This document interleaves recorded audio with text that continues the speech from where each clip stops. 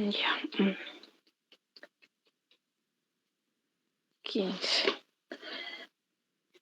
Ok.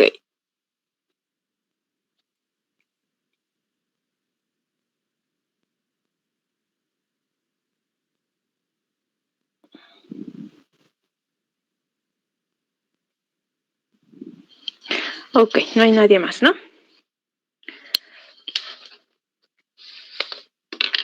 Bueno, vamos a comenzar entonces la clase.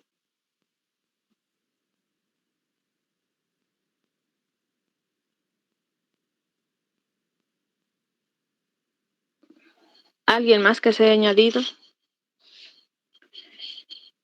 Doctora, no sé si me escuchó. Doctora, disculpe, mi internet ¿Alguien que por estaba favor? fallando, no sé si llamó la lista de las personas que reemplazaron. No, están mandando sus nombres. Galia, ustedes están, ¿no? Ok.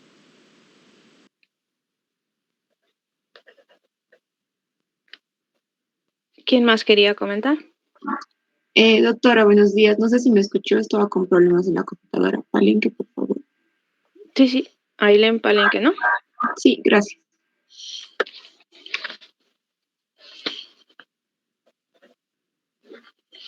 Ok. Entonces, compartimos. Doctora, no sé si se me escuchó. Galia, sí, ya está anotada. Muchas gracias, disculpe. Ok. A ver, vamos a revisar algunos de los grupos de los betalactámicos que ya hemos visto en la parte teórica. Vamos a recordar algunas cosas, lo que son las penicilinas y cefalosporinas, indicaciones de estos dos grupos, en qué cosas se puede utilizar y vamos a revisar un caso con ustedes. Entonces, para empezar, tenemos estas dos imágenes. ¿Cuál de estas corresponde a un gran positivo y cuál de estas corresponde a un gran negativo? La de arriba es A y la de abajo es B. Vamos a empezar por Alejandra. Doctora, la de arriba corresponde a una gran positiva porque tiene mayor cantidad de peptidoglicano y no tiene una membrana externa, y la de abajo sería la gran negativa porque tiene membrana externa y menor cantidad de peptidoglicano. Ok, ¿qué piensa Abigail?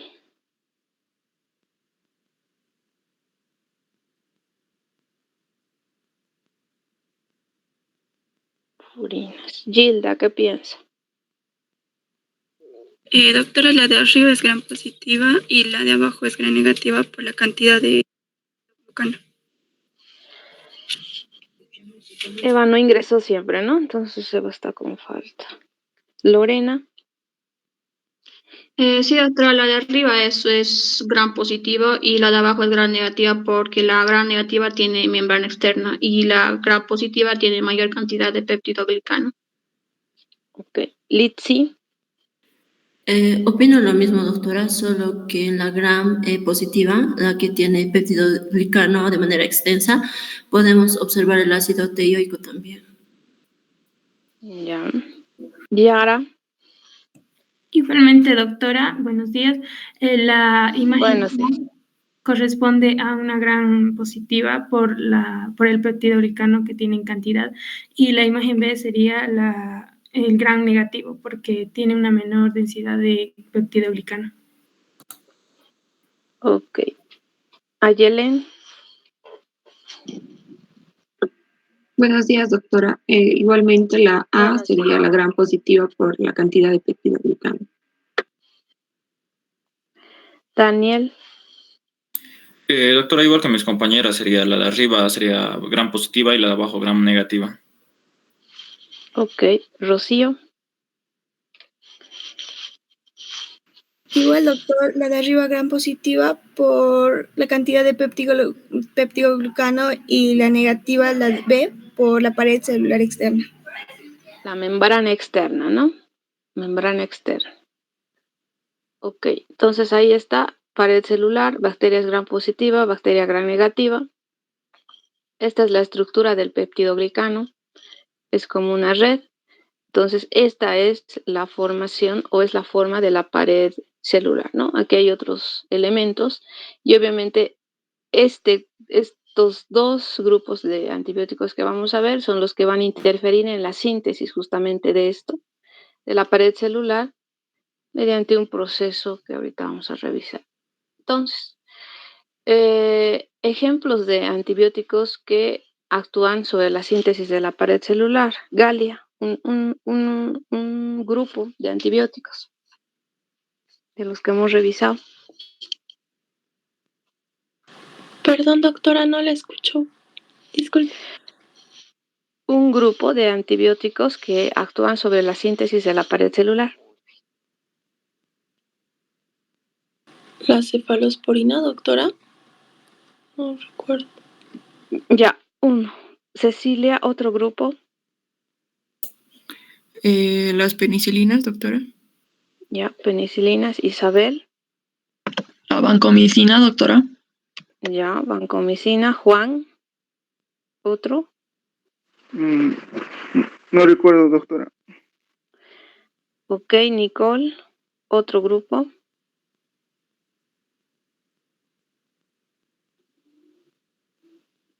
Nicole, ¿está? Sí, estoy. No, la verdad, doctora, no recuerdo. Ok, Adalid o Santos. Doctora, las cefalosporinas. Ya dijeron. Ya dijeron cefalosporinas, ya dijeron vancomicina, ya dijeron penicilinas. A ver. La cefatoxina. Estamos hablando por grupos, ¿no? Dentro de las cefalosporinas no conozco ese medicamento. Grupos. O particularidades, ¿no? Porque hemos visto grupos y luego hemos visto en particular algunos antibióticos. Los carbapenems. Los carbapenémicos es otro grupo. Alejandra, otro grupo. ¿Las aminopenicilinas, doctora? Ya está dentro del grupo de las penicilinas. A ver, Abigail, otro grupo.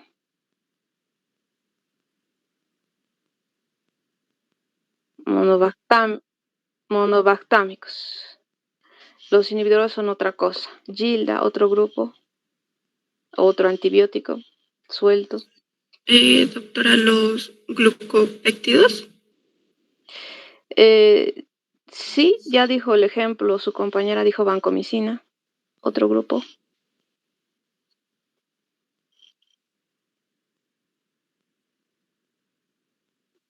El surfactán, doctora. Los inhibidores no son antibióticos, ¿no? Son simplemente unas sustancias que van a ayudar al antibiótico. No se catalogan como antibióticos. Otro.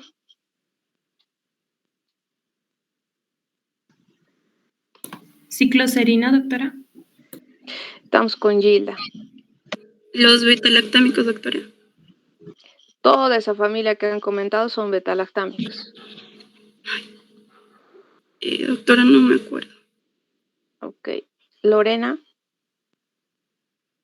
La ampicilina, doctora. Ya dijeron las aminopenicilinas. La cefazolina. Ya dijeron cefalosporinas. Cefazolina, doctora. Por eso, ya dijeron. O sea, cefalosporinas es una familia. Eso que me está diciendo ya es en particular un antibiótico de ese grupo. Las tetraciclinas. No actúan sobre la síntesis de la pared. Eso es otra familia. No recuerdo, doctora, más lo que han dicho. Ok, Litsi. Yo igual, doctora, no recuerdo. Ok, Yara, ahora sí. La cicloserina. Cicloserina. Ayelen.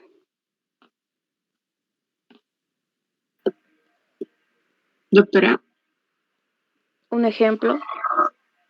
La amoxicilina podrían ser. No, de los que ya han dicho aminopenicilinas, y dentro de esas está la amoxicilina y ampicilina. La verdad, doctora, no me acuerdo. No, ok. Daniel.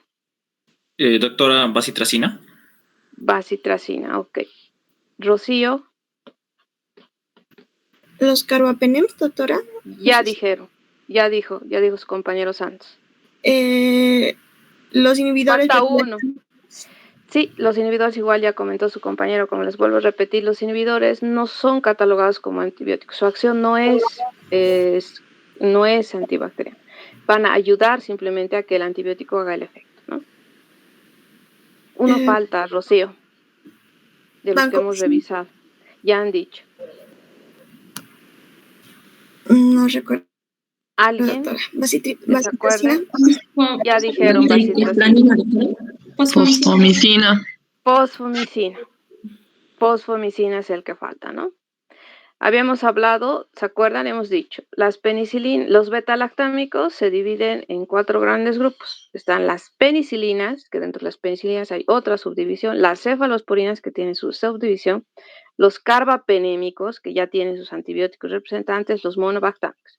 Dentro de ese grupo hablamos al final de los inhibidores, que son unas sustancias que ayudan al antibiótico a hacer el eje. Esa es todita la familia de beta-lactámicos. De ahí hemos visto otro pequeño grupo de antibióticos que no son beta-lactámicos, pero que también actúan sobre la síntesis de la pared.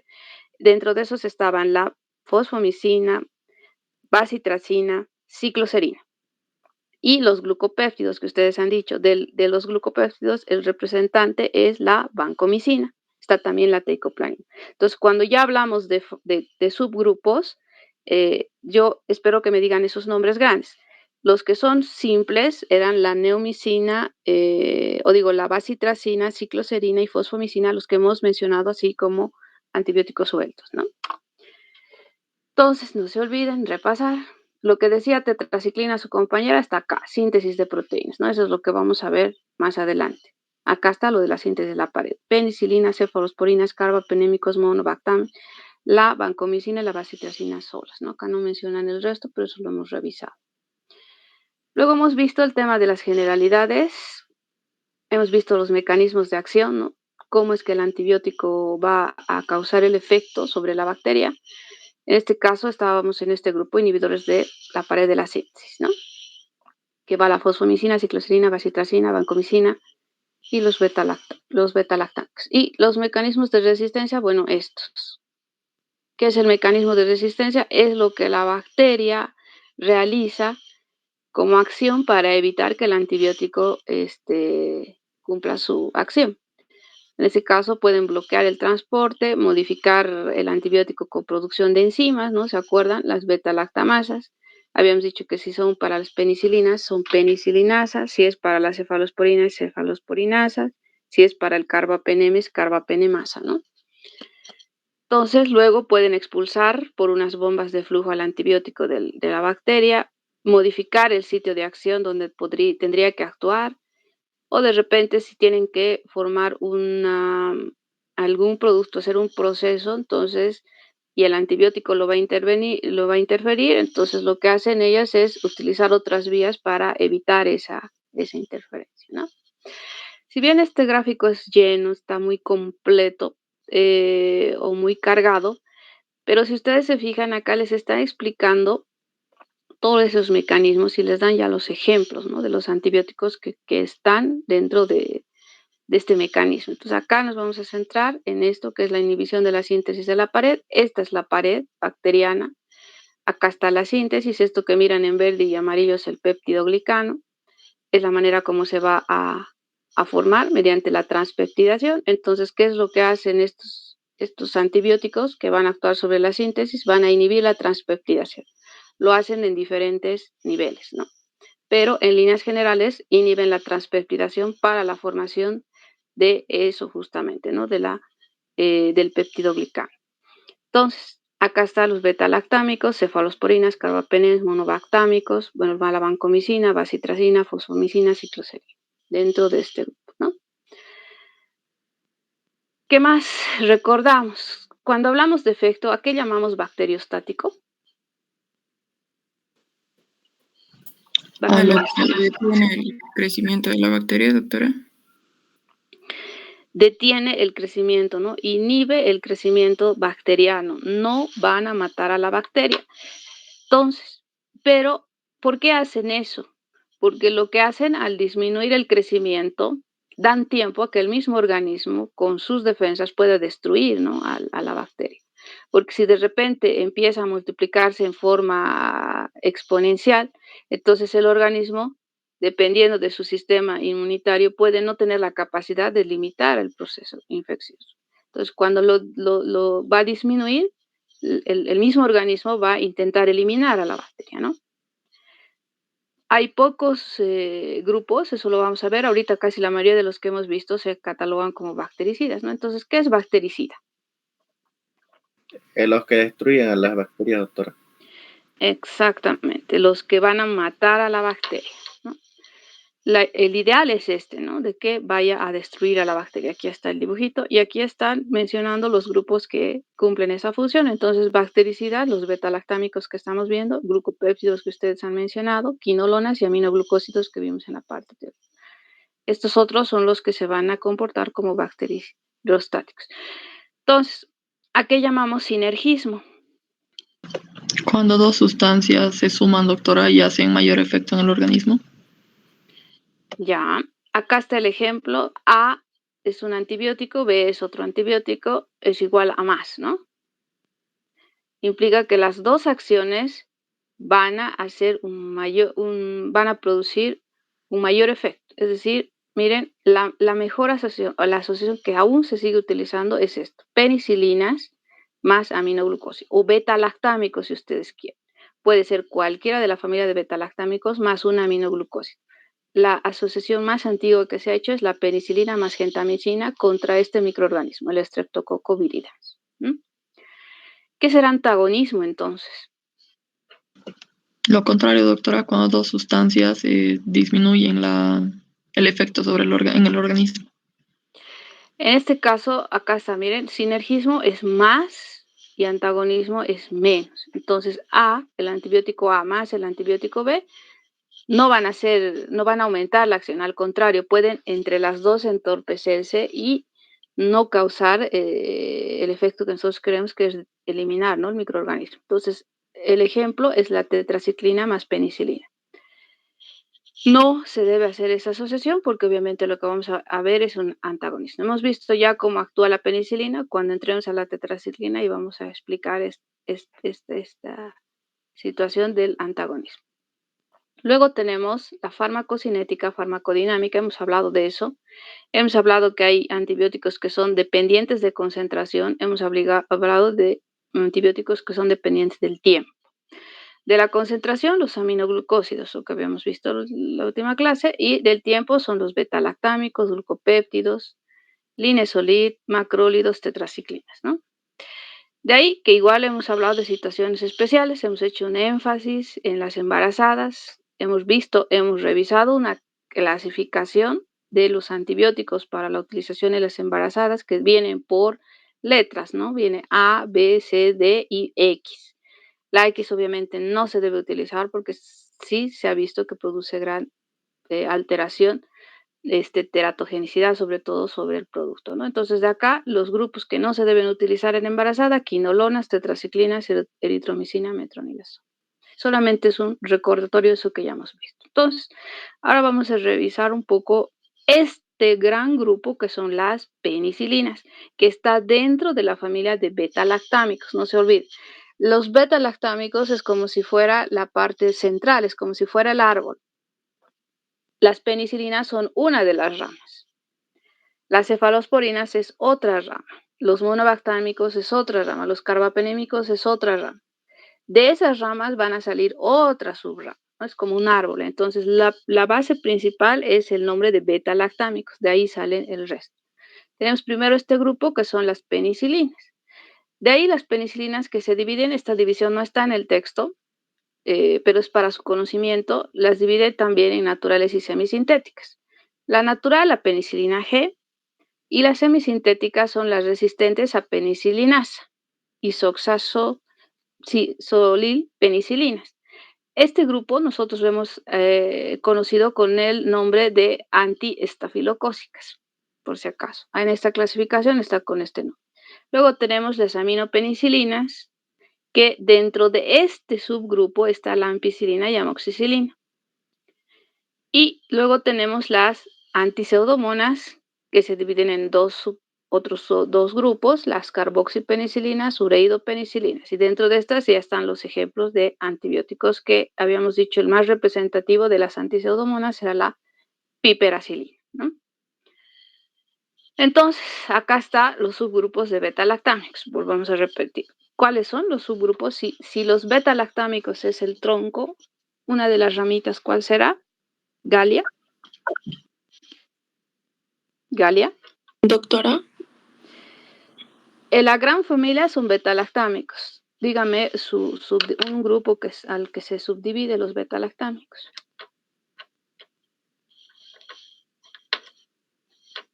Los monobactámicos, doctora. Ya. A ver, otra, Cecilia. Las penicilinas, doctora. Penicilinas, ¿no? Ok. Cecilia. O Isabel. La cefalosporina, doctora. Cefalosporinas. Otra, Juan.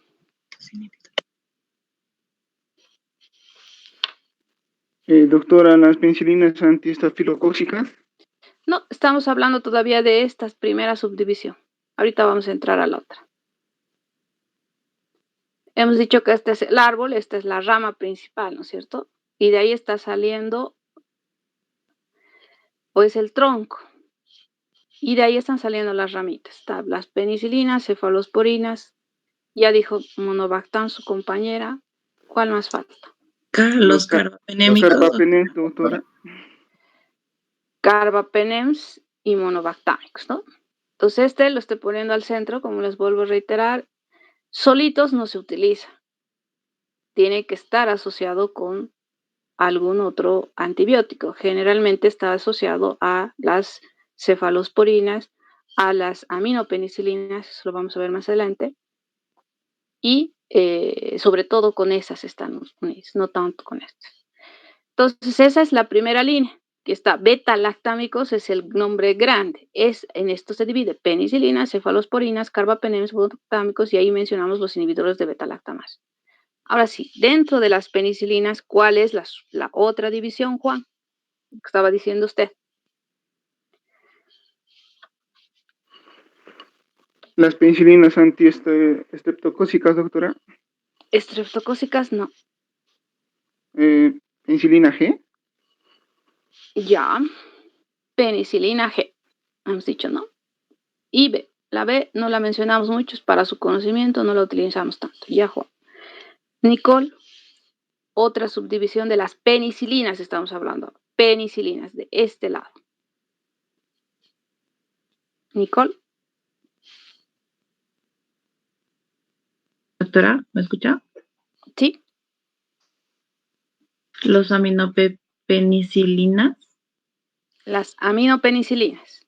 Sí. Ok. Adalid. Doctora, las antiestafilocócicas. Ya.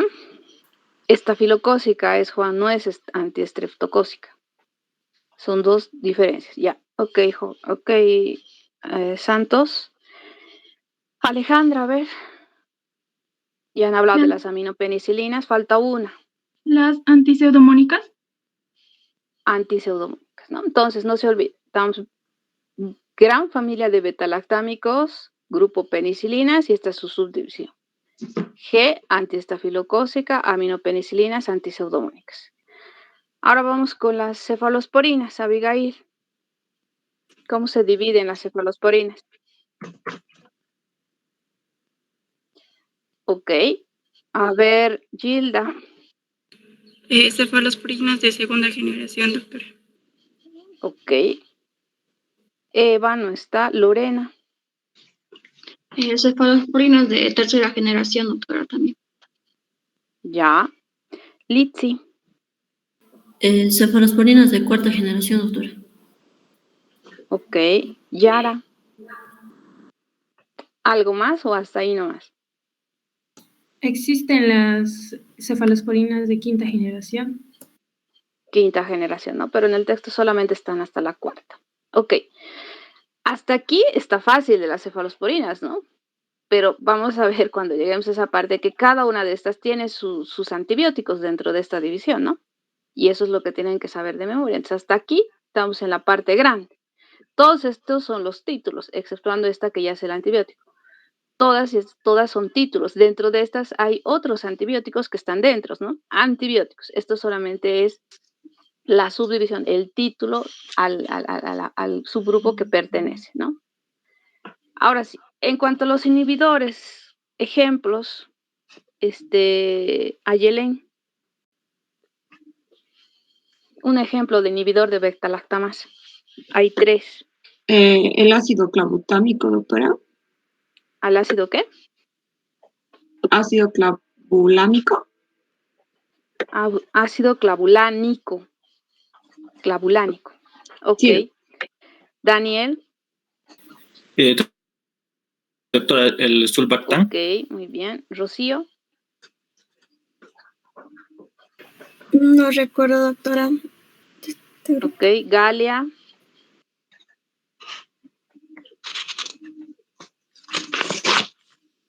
No recuerdo tampoco, doctora.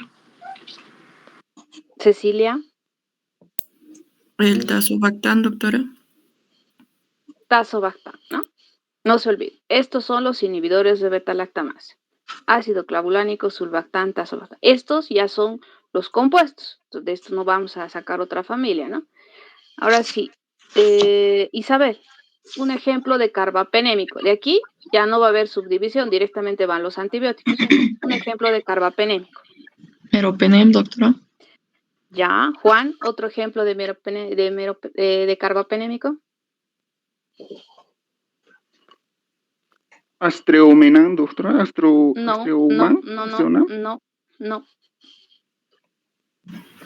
Doctora. Juan. ¿No? A ver, ¿quién quiere hablar? ¿Rocío? Sí, doctora. Los imipenem. Imipenem. Ok. ¿Otro más? ¿Se acuerdan? Los doripenem, doctora. El doripenem, doctora. Meropenem también, doctora.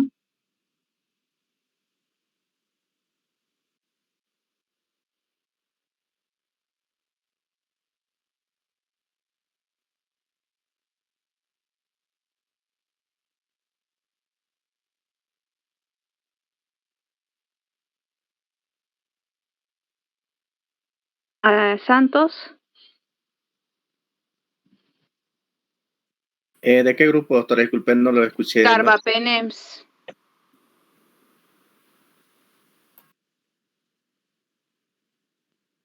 Ya han dicho imipenem, meropenem. No recuerdo, doctor. Ok. Alejandra. Doctora, sería... Han dicho, cuando han hablado entre todos, han mencionado nombres. Doripenem, doctora. Ya, doripenem. ¿Y cuál más era? Había uno más que hemos mencionado nomás, ¿no? ¿Se acuerdan? Ertapenem, doctora. Ertapenem. Aquí yo se los coloco solo los 2. Y ahora sí. Ejemplo de monobactámico, Abigail. Esto es en base al texto, esta clasificación que está anotada, ¿no? Del texto que van a leer ustedes, de lo que están repasando, de ahí se ha sacado. Un ejemplo de monobactámico. Astreonam, ¿no? Es el único que hemos revisado. Entonces, no se olviden, esta es la familia de beta-lactámicos. Aquí están su división. Y de esta división vienen otras divisiones. De estos 2 grupos que ahora vamos a revisar, exceptuando esta que ya es el antibiótico, la penicilina G, la antiestafilocócica se divide en los antibióticos, la aminopenicilina también y la antiseudomónica también. Las generaciones de las cefalosporinas todas tienen antibióticos dentro de estas. Y eso es lo que ustedes tienen que saber de memoria. Esto es lo grande, ¿no? Ahorita lo que vamos a revisar es esto. Estas dos. Vamos a repasar. Volverles a mostrar este gráfico donde está un tanto el resumen de lo que es gram negativo, gram positivo, ¿no? Cuáles pertenecen a los diferentes grupos. Hay algunas características. Esto es la parte bacteriológica, ¿no?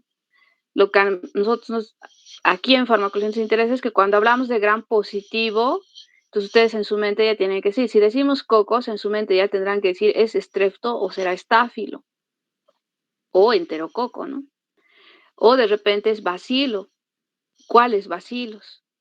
Si no hacemos indiferencia de si es aerobe o no aerobe, entonces serán estos 4, ¿no? Listeria, bacilo, clostridium, etc. Entonces, esto es lo que ustedes ya tienen que repasar.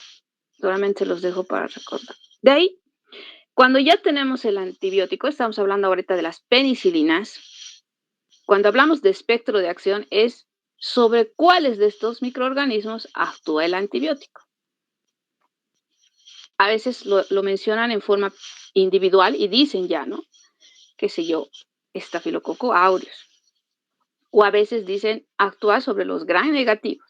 Entonces, o gram positivos. Entonces, en su mente ya tiene que saber, ya tienen que ustedes deducir cuáles son los gram negativos, qué gérmenes o qué microorganismos van a cubrir.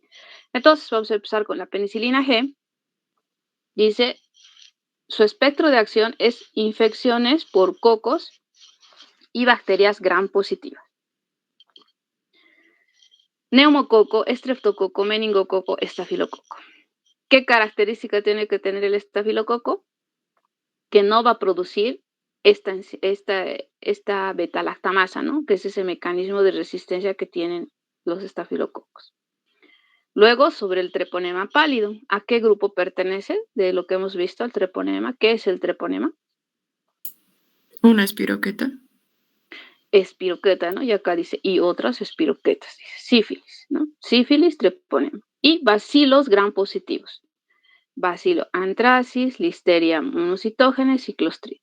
Si ustedes se fijan acá, todo es gram positivo. O sea, de la penicilina,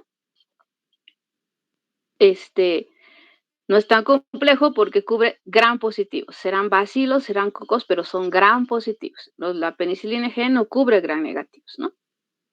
Entonces, eso ya saben. Esta es la penicilina B. No la vamos a mencionar mucho, como les vuelvo a reiterar, porque no es, su utilización no es muy frecuente en nuestro medio.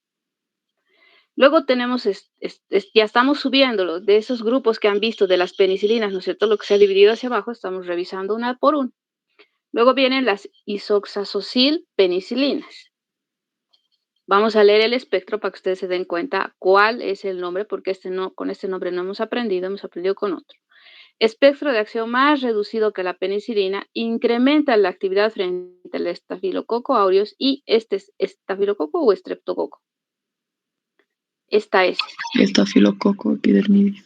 Estafilococo, ¿no? Estafilococo. Por eso les vuelvo a decir que revisen, porque algunos compañeros me han dicho que esto era estreptococo, ¿no?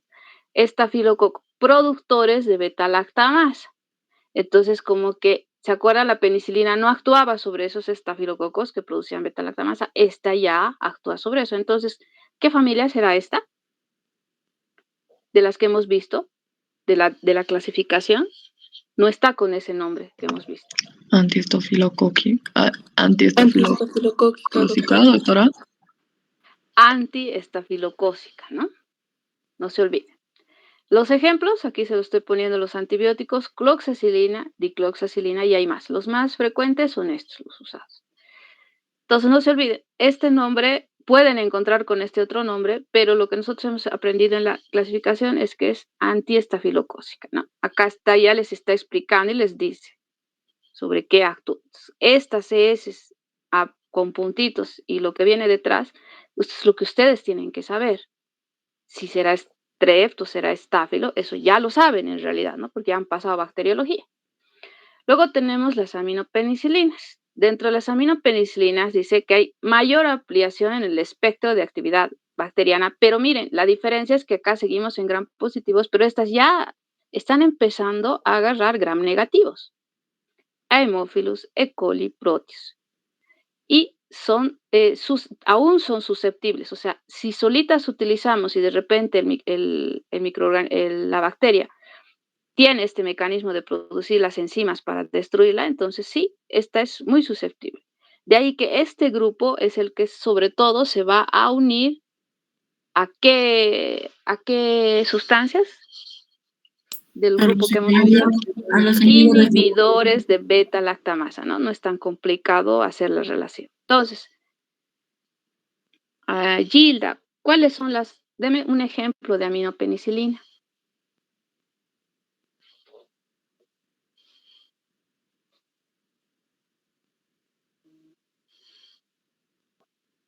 Gilda. Lorena. Doctora. Ampicilina, doctora. ¿Lorena?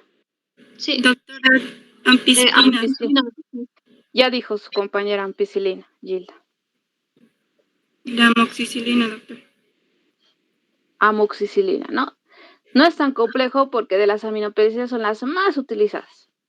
Las que todos en algún momento ustedes igual han debido utilizar, ¿no? Ampicilina y amoxicilina. Entonces, dentro de estas aminopenicilinas están los ejemplos, la ampicilina y amoxicilina. Luego tenemos este otro grupo. ¿Sobre qué actúa? Dice, activas frente a las carboxipenicilinas y ureidopenicilinas, activas frente a distintas especies de pseudomonas, Enterobacter y Proteus. Menor actividad que las anteriores. Entonces vamos subiendo y ya van cubriendo otros gérmenes diferentes, ¿no? Las carboxi contra Pseudomonas, Enterobacter, Proteus, las ureidopenicilinas frente a Pseudomonas, Klebsiella y otras bacterias gram negativas. Entonces, ¿cuál será el grupo al que pertenecen estas dos? Liti. A las penicilinas antipseudomónicas. Antipseudomónicas, ¿no? Ya les está diciendo acá pseudomona, ¿no? Actúan las dos contra la pseudomona que no hemos visto en las anteriores, ¿se acuerdan? Entonces, este es el grupo de las penicilinas antipseudomónicas. Esta se subdivide en carboxipenicilina, ureidopenicilina. Dentro de estas hay ejemplos. La que nos interesa es dentro de estas, ¿no? La piperacilina, que acá está ya su nombre. Ahora, ¿cómo son las presentaciones? Lo ideal sería que ustedes lo puedan observar, ¿no? Pero no se puede por el tema de la pandemia. Si alguna vez han tenido la oportunidad y tienen en su casa, revisen, vean cómo vienen estos medicamentos. Entonces, acá están las penicilinas. Esta es la penicilina G. Viene en frasco vial de 5 millones y también de 30 millones. Aquí ya les dice, miren, dice polvo estéril para reconstituir con solución inyectable. Agua destilada se utiliza. Cada medicamento ya les dice con qué se puede hacer la reconstitución. Reconstitución implica que vamos a agarrar el agua destilada, vamos a inyectar dentro de la ampolla y vamos a mezclar, haciendo movimiento con la mano, hasta que quede un líquido claro. Eso lo hace obviamente el personal de enfermería, ¿no? El que va a administrar. Pero ustedes tienen que saber, entonces, intramuscular o endovenoso. Esta es la penicilina B, la que se administra por vía oral, que en nuestro medio no existe, acá se los traigo solamente en imagen. No he tenido tampoco la experiencia de utilizar, de recetar, ¿no? Dentro de estas penicilinas, como nombre, solamente está mencionada el texto la G, porque estas otras dos ya están en disminución de uso por la alergia que produce, ¿no? Tenemos la procánica y la benzatínica. Esta que es de acción intermedia y la benzatínica que es de acción retardada o es de depósito. Entonces, acá, si alguna vez han utilizado o algún familiar, ya existe preparados que se llaman Terbosil o Triapen 633. Entonces, si ustedes se fijan, acá dice benzilpenicilina sódica, es esta, la de acción rápida. Benzilpenicilina procáinica, es esta, la de acción intermedia. Y benzilpenicilina benzatínica, que es la de acción, la de depósito. Entonces, ya está en un producto, las tres. Esto generalmente lo utilizan en procesos odontológicos. Cuando existe alguna infección, no existe alergia al paciente, a veces los dentistas les dicen hágase pinchar esto. Y obviamente existen tiempos de acción, ¿no? Ya están las tres. Estas son las dos presentaciones de marcas, Terbol y Vago. Así sueltas ya muy poco se las utiliza, ¿no? Esta todavía sí se la utiliza, por eso es que la está mencionando más en el texto, la penicilina G, ¿no? ¿Tiene sus indicaciones? Sí, esta sobre todo tiene sus indicaciones precisas. Ahorita las vamos a revisar. Luego tenemos la cloxacilina, dicloxacilina. ¿Queso? ¿A qué grupo pertenecen estas dos? Cloxacilina, dicloxacilina.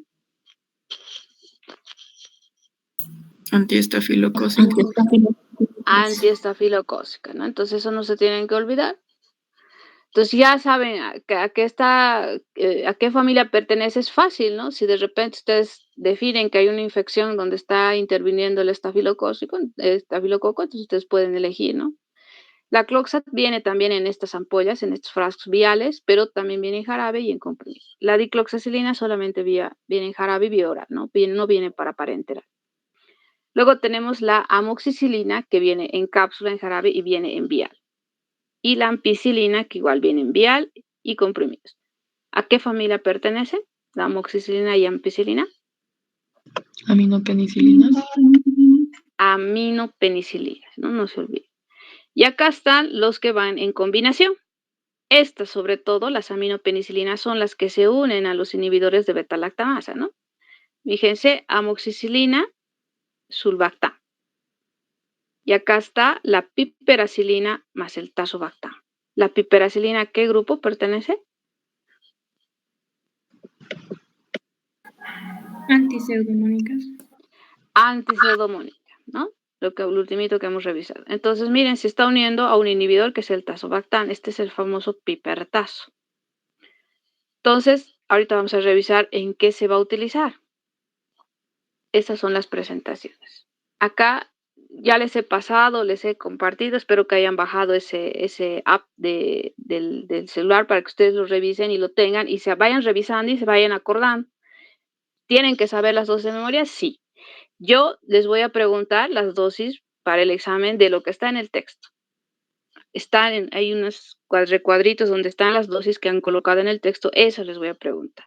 Pero para su conocimiento, les he dado dos posibilidades que son ese librito antimicrobiano de Mensa, les he pasado al grupo, y el otro que ustedes pueden bajarse de la app a su celular para que lo vayan revisando y se vayan acordando, ¿no? Las dosis. Entonces, eso es de memoria, lastimosamente, ¿no? No hay manera de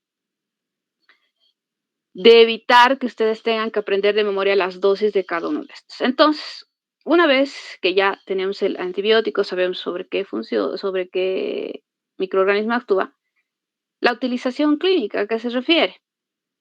Son a las indicaciones, es decir, al diagnóstico que usted ha llegado para que dé ese antibiótico. De ahí que ya les ayudan, ¿no? En esos libritos, en diferentes textos, libros, ya les dicen cómo han hecho los estudios y han definido por la experiencia, etcétera, y lo que han visto en cantidad de pacientes, que la penicilina G tiene ciertas indicaciones en ciertas patologías, y eso es lo que vamos a revisar. En este caso, indicación, si de repente el paciente tiene un cuadro de faringitis vía aérea superior, nosotros cuando ya hablamos de faringitis, tendríamos que estar pensando qué gérmenes están interviniendo. En este caso, ustedes saben que igual, si vamos por la bacteriología, sabemos que el estreptococo tiene localizaciones en el organismo, ¿no es cierto? Y existen frecuencias de localización. De eso también ya tienen que recordar, porque esto no solamente es estático, sino que va a modificarse con el paciente por la edad. En una edad está un germen, en la otra edad está otro germen y en los ancianos están en los niños, adultos, y ¿sabes? Diferente germen es el primero en aparecer, ¿no? Eso es lo que ustedes tienen que recordar de bacteriología. En este caso, si ya se ha definido que es una faringitis por estreptococo, sí, la elección es la penicilina G. Si ya estamos definiendo el estreptococo, implica que qué estudio habremos hecho en este paciente para que ya sepamos que es este el germen que está interviniendo. ¿Cultivo? Un cultivo, ¿no? Un cultivo ya tenemos, por eso están diciendo que es faringitis por estreptococo. Ahora, infecciones venéreas. Esto va a ser por la característica clínica cuando haga la revisión y obviamente por antecedentes de contactos de esa persona a la que usted le está diagnosticando y de repente le pregunta si tiene pareja, entonces por contactos igual tendría que hacer el tratamiento, ¿no? Lo otro que les mencionaba, las infecciones periodontales. Entonces, los dentistas o los odontólogos utilizan esta penicilina, sobre todo en esa presentación que les dije, que van las 3, para tratar infecciones tal vez a nivel dental. Profilaxis de fiebre reumática. Si ustedes revisan, en la mayoría de los textos mencionan, cuando lleguen a revisar enteramente como fiebre reumática la enfermedad, la penicilina, más que la G, es la benzatínica, la que utilizan como profilaxis para ponerle al paciente por los tiempos, ¿no? Porque le colocan una y tienen que esperar tiempo, no tendrían que hacerle colocar seguido, sino por los tiempos. Es mucho más cómoda la benzatínica. Y estas otras indicaciones. La B no la vamos a revisar porque obviamente no tenemos mucha experiencia, no hay, es para su conocimiento, si por ahí donde puedan irse ustedes existiera, ¿no?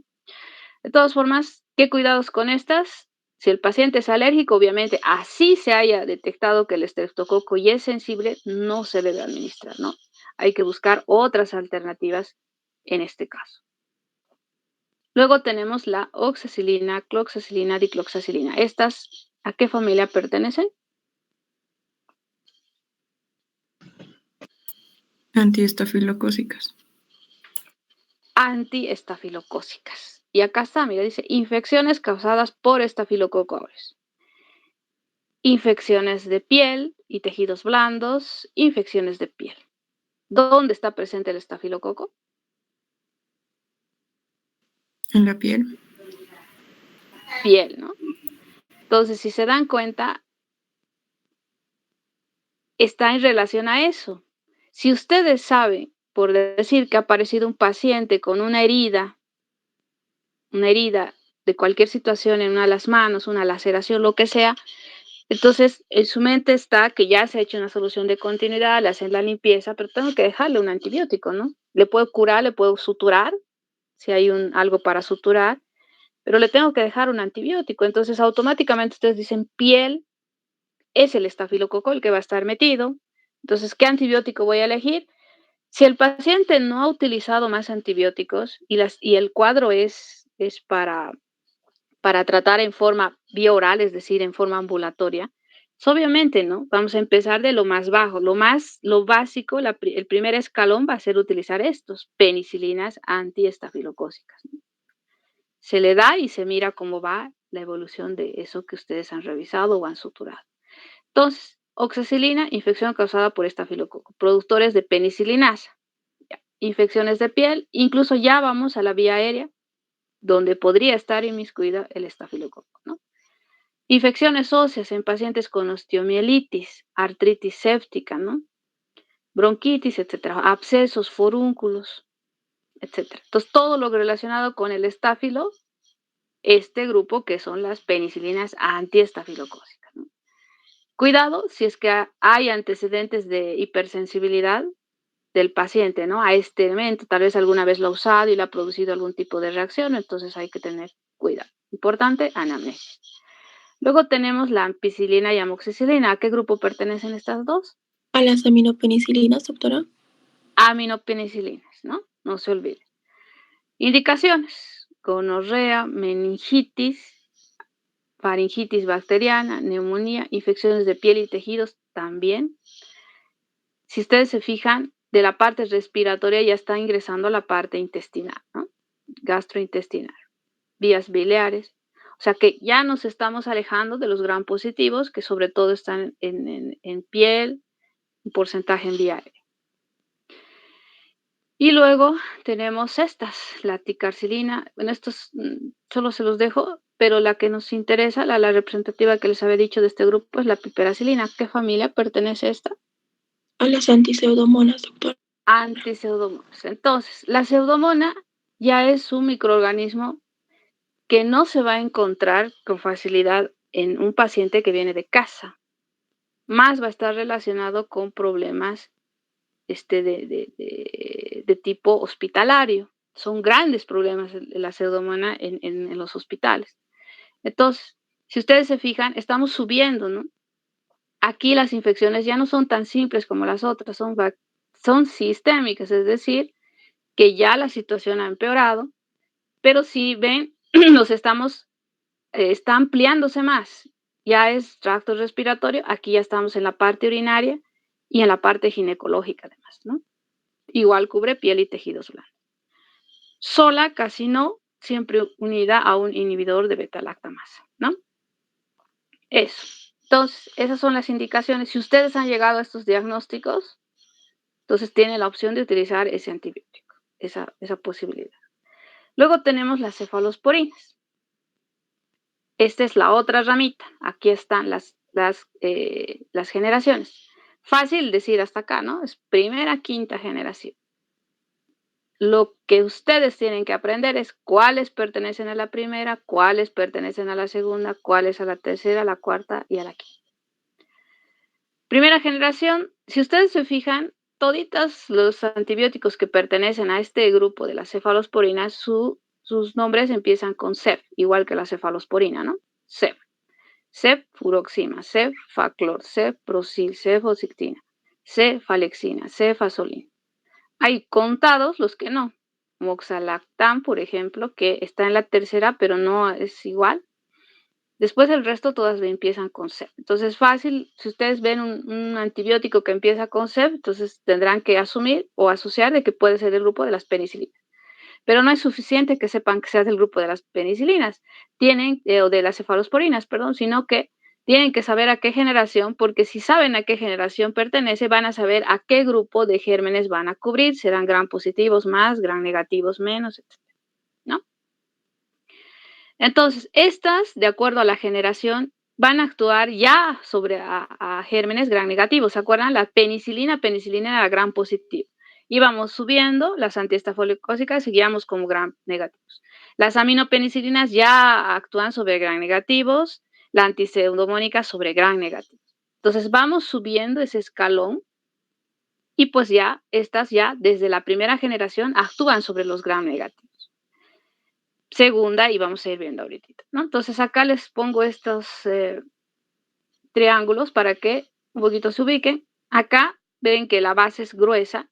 Entonces, la primera generación actúa más sobre gram positivos, actúa sobre gram negativos, pero es menor el porcentaje de acción sobre gram negativos, ¿no? Clarito, el triángulo.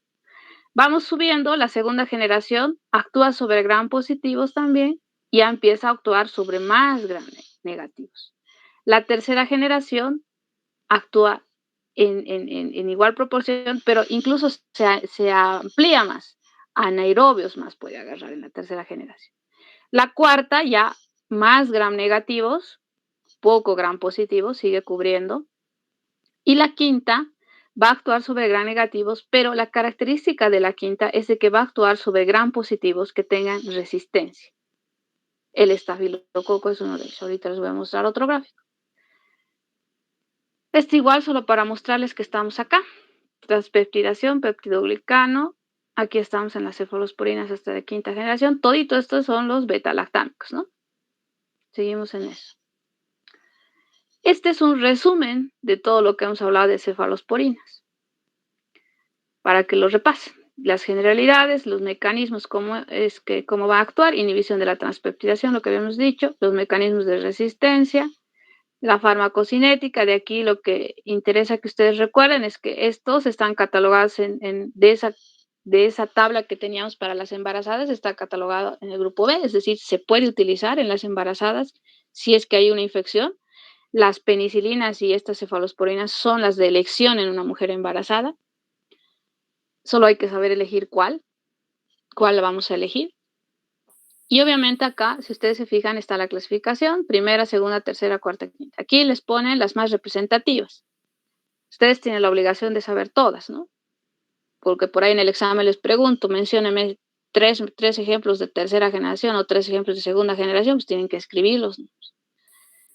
Entonces, acá de la primera generación, las más representativas, cefazolina y cefalexina. Segunda, no es muy usada, por lo menos en nuestro medio no.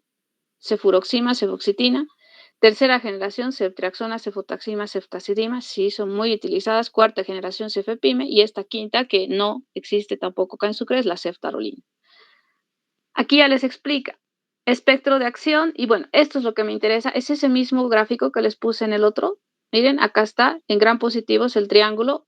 La primera generación actúa sobre gram positivos mayormente, poco sobre gram negativos, ¿no? Esta abreviación es el estafilococo aureus meticilino sensible. Esa es la determinación que ha dado el laboratorio al hacer el estudio del germen. Entonces, cuando le catalogan así en el cultivo, puede actuar sobre la primera generación, es quien va a actuar sobre esta, ¿no? Luego tenemos la segunda, si ustedes se fijan, también actúa sobre gram positivos, un poco más sobre gram negativos. La tercera ya va a empezar a actuar sobre anaerobios, sobre bacilos gram, esto ya va ampliándose más. Luego va la cuarta, que ya va a actuar sobre lo que es la pseudomonas, menos sobre gram positivos, pero la quinta se ha aperturado otra vez este triángulo porque va a actuar sobre este estafilococo, pero que ya es resistente. ¿No se mira bien? Este es una R, aquí es estafilococo aureus meticilino sensible, aquí es estafilococo resistente. O sea, las últimas generaciones generalmente las están creando para cubrir esos gérmenes que ya son resistentes, ¿no? Esos gérmenes que de repente han creado mecanismos de acción para intentar evitar que el antibiótico haga su efecto. Acá lo mismo las indicaciones, miren. Primera generación, infecciones cutáneas, profilaxis quirúrgica. Segunda generación, infecciones vía aérea, ITU. Tercera, meningitis, neumonía, gonorrea. Cuarta generación, ya intrahospitalares. Y la quinta, exclusivamente para el estafilococo aureus meticilino resistente. Este es un resumen, ¿no?, de las cefalosporinas. Presentación. Acá está la cefotaxima. Todos vienen en vial, son muy pocos los que vienen en vía oral. La cefazolina, este es el cefadroxilo, la ceftriaxona, el cefepime, cefixima, ceftazidima, ceftaroline. Entonces, verlo así en imagen a veces no es suficiente. Si ustedes tienen la posibilidad, vuelvo a reiterar, de que revisen si alguna vez les han dado algún antibiótico, revísenlos y vean cómo es la presentación, ¿no? Ya cuando ingresen al hospital, obviamente eso van a ir a ver, y es más fácil que ustedes se acuerden viendo la presentación, tocando la presentación, que solamente viendo una imagen o prendiendo un número o una letra, ¿no? Este es el resumen de las cefalosporinas. Les pongo igual la alternativa de dosis y la presentación. Como les vuelvo a reiterar, para el examen va a ser más que todo las dosis que están en el texto, ¿no? Para que todos hablen el mismo idioma, las dosis que están en el texto, esas se les va a preguntar. La quinta, lo mismo. Entonces, vamos a hacer una especie de comparación entre las cefalosporinas y penicilinas. ¿Alguien que se acuerde cómo fue que se descubrió las penicilinas?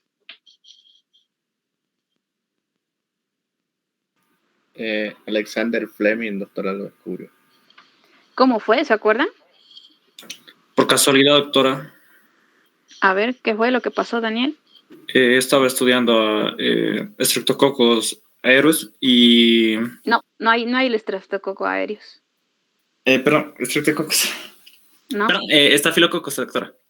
Staphylococcus aureus, ¿no? Acá está anotado, ¿ya? ¿Y qué pasó?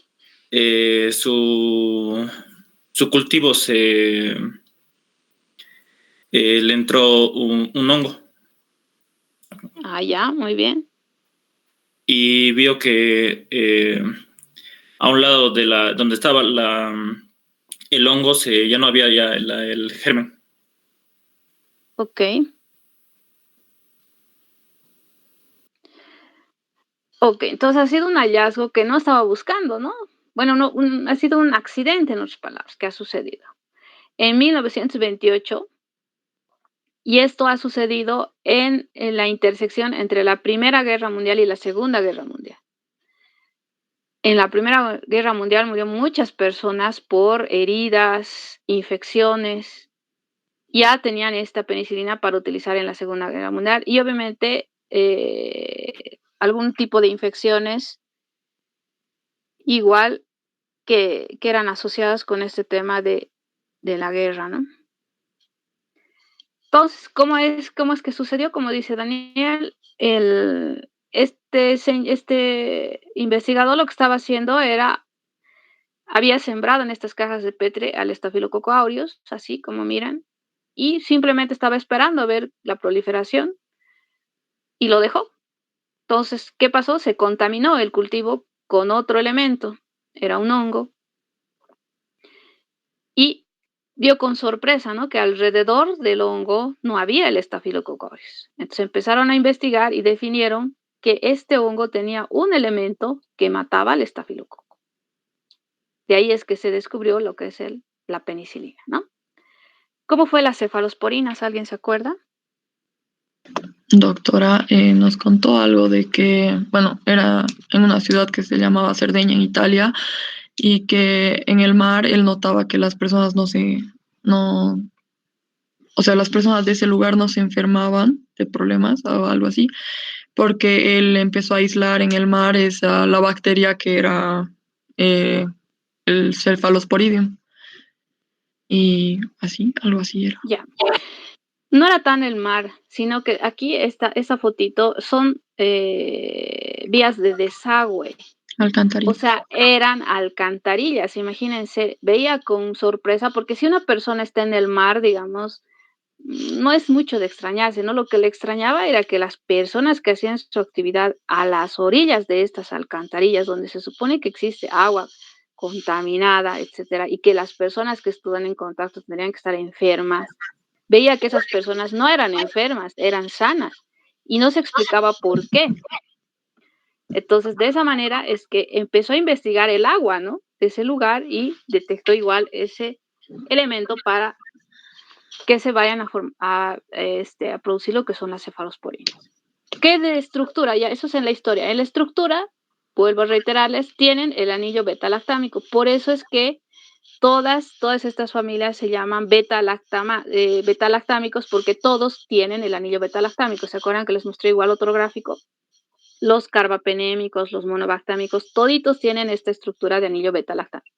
Por eso son de esta familia de beta-lactámicos.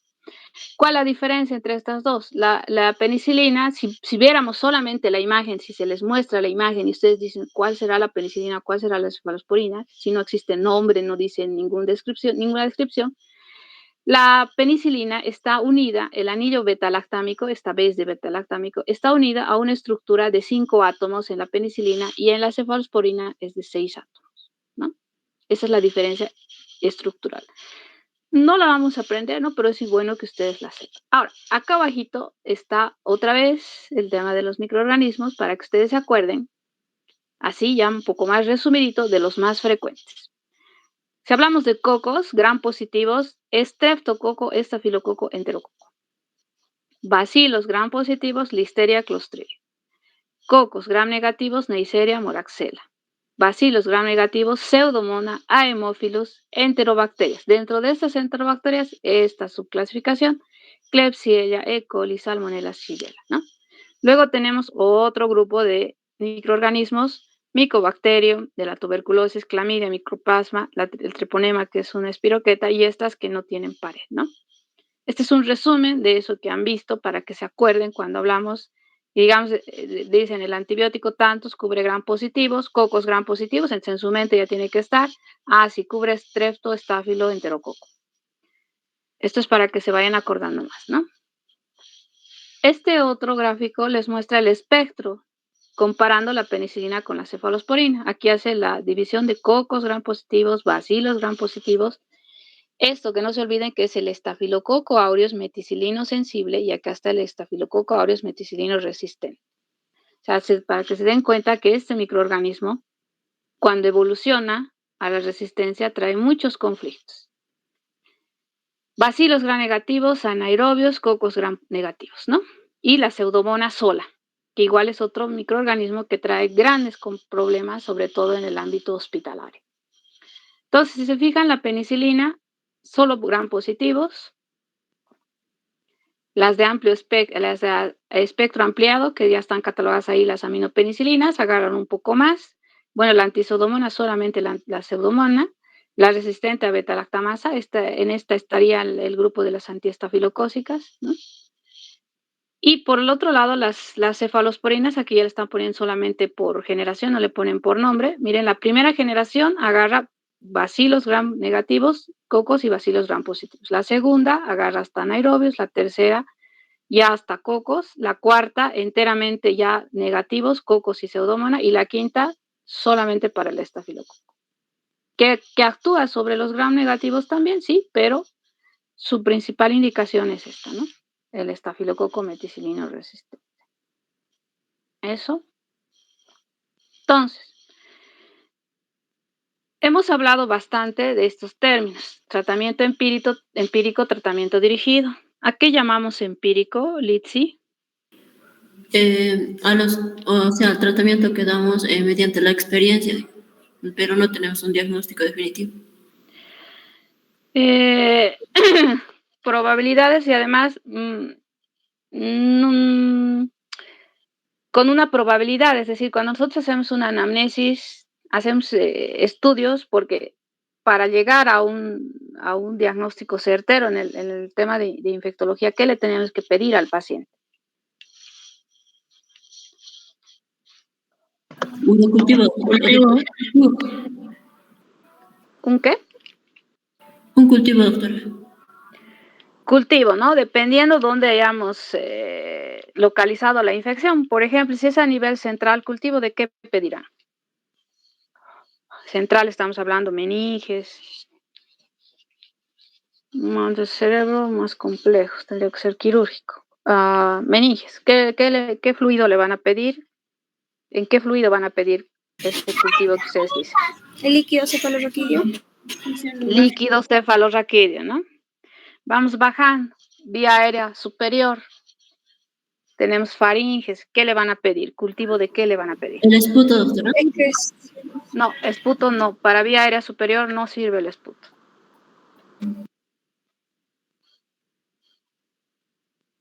Yara, a ver. Raspado nasofaringeo. Uy, raspado. Vóytelas, qué malas, Yara. ¿Por qué quieres rasparles? No, las mucosas es lo más sensible que tenemos, ¿no?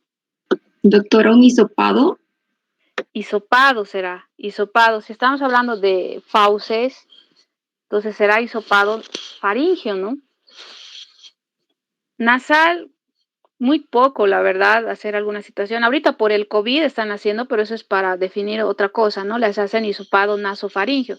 Les hacen en la parte de la nariz con un hisopo y también en la faringe. Pero nasal casi muy poco para el tema de infectológico, esto de bacterias, ¿no? Ya, eso es en la vía aérea superior. Vamos bajando. En la parte ya pulmonar, ¿qué le van a pedir? ¿Cultivo de qué le van a pedir? Esputo, ahí sí. El esputo es cuando vamos a pensar que hay un problema infeccioso a nivel pulmonar, ¿no? O tal vez de las vías a nivel, dependiendo la valoración que nosotros hagamos, porque el esputo está viniendo de la vía respiratoria inferior, no viene de la vía superior. Por eso es que cuando pensamos en faringe, etcétera, no podemos pedir el esputo, ¿no? No nos va a salir. Sale negativo y ustedes van a decir, pero si estoy viendo que las amigas, todo está congestivo, pero mi cultivo ha salido negativo. Claro, porque usted no ha hecho de la localización que está pensando. Ahora, eso es la parte respiratoria. Ahora, pónganse que el paciente tiene líquido a nivel pleural, derrame pleural. ¿Qué cosa van a cultivar?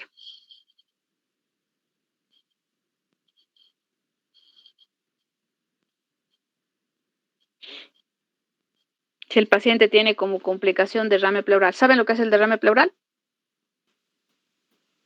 ¿No? Ok, ¿qué van a cultivar para saber si eso está contaminado, si está infectado o no? ¿Qué se les ocurre? Doctora, ¿sería a sacar líquido?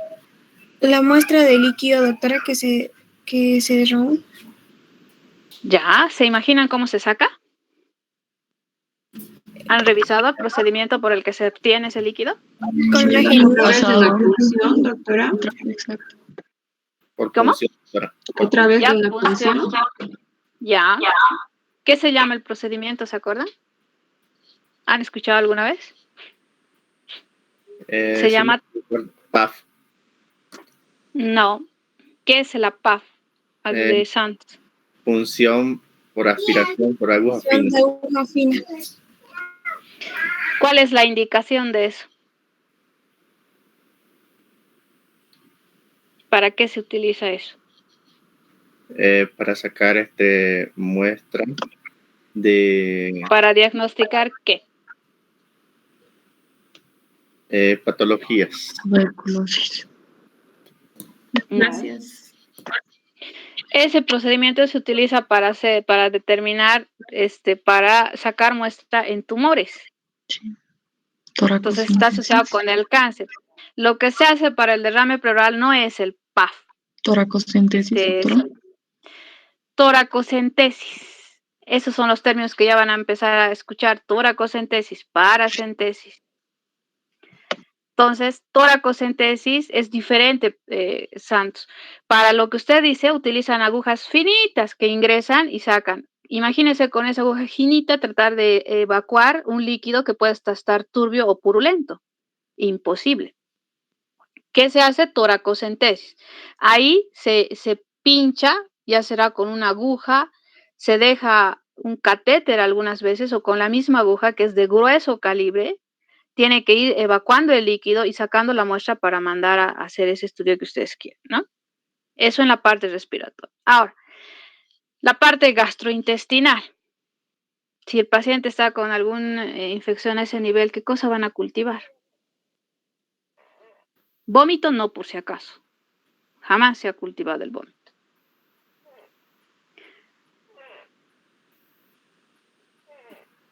Doctora, sería sacar una... ¿Heces fecales, doctora? Materia fecal, ¿no? Si es que está con diarrea. Si es otro tipo de infección, qué sé yo, pónganse que está con una infección a nivel vesicular, un empiema, que haya pus. Imposible que ustedes puedan cultivar, salvo que el paciente sea operado, le abran, saquen la muestra y mandemos a analizar, ¿no? No se va a poder. Después tenemos a nivel del peritoneo, pónganse que el paciente o de repente ha tenido algún trauma y el abdomen se ha puesto tenso, ustedes definen un abdomen agudo, piensan que puede haber líquido tal vez. ¿Cómo se obtendría la muestra? Líquido peritoneal, doctora. Sí, ¿cómo obtendrían esa muestra? Haciendo punción igual, doctora. Sí, exactamente. ¿Cómo se llama ese procedimiento? Si es que es abdomen agudo y tiene que entrar el cirujano, pues él abrirá y sacará una muestra, ¿no? Si de repente ya no es un abdomen agudo, sino que simplemente ustedes han diagnosticado ascitis, ¿han llegado? ¿Saben cómo diagnosticar ascitis? Las maniobras que se realizan a nivel de abdomen para definir que hay líquido. ¿Saben qué es ascitis? ¿Todavía no están en esa parte? ¿Saben lo que es ascitis? Cuando el estómago se infla, doctora. Líquido, ¿no? Entonces el abdomen se distiende y hay una maniobra que es la de la oleada, que cuando hacen percusión empieza a hacer como una ola, ¿no?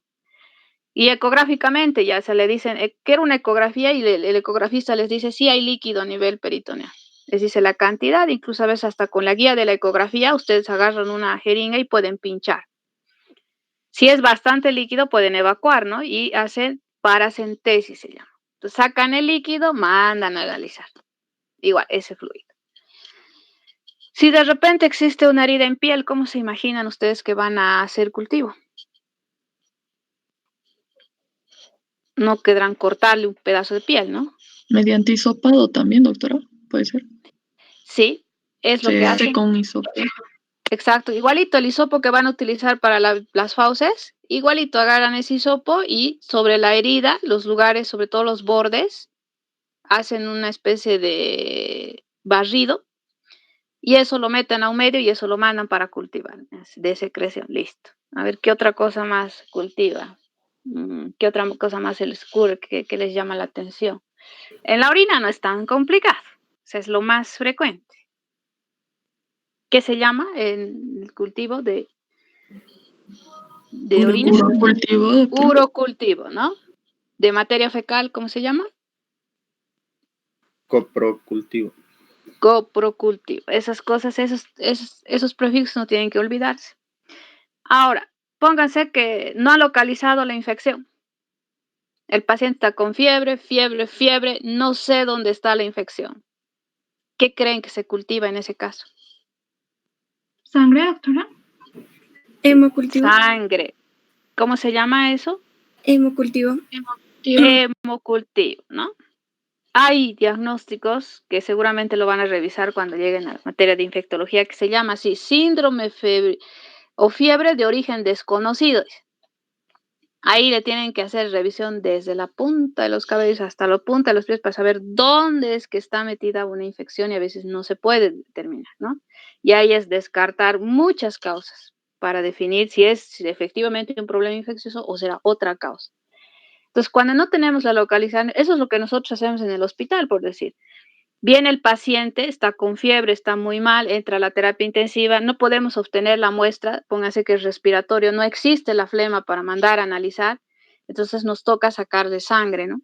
Y mandar a analizar. ¿Que existen sus indicaciones precisas para pedir el cultivo de sangre? Sí. Pero que es una de las alternativas para definir también. Y que si la infección ha pasado a la sangre es mucho más complicado, ¿no? Entonces, empírico es relacionado a eso que ya han estudiado, está escrito en los libros, ya les dicen, como esas guías que les he mandado, ¿no ve? Donde dice, diagnóstico diarrea y pregunto algunas alternativas y ya sé qué antibiótico debo utilizar. Han hecho ya los estudios en un montón de pacientes y han definido que esa es la primera alternativa. Entonces, ¿qué más aparte de solamente experiencia implica el empírico? Es la estadística. Es decir, en cierto lugar, estadísticamente es más frecuente este germen. En la orina, por ejemplo. Viene un paciente, clínica de infección urinaria, entonces en mi mente está lo más frecuente de gérmenes en una infección urinaria es la E. coli. Por tanto, en mi mente será, tengo que agarrar un antibiótico que le cubre a la E. coli.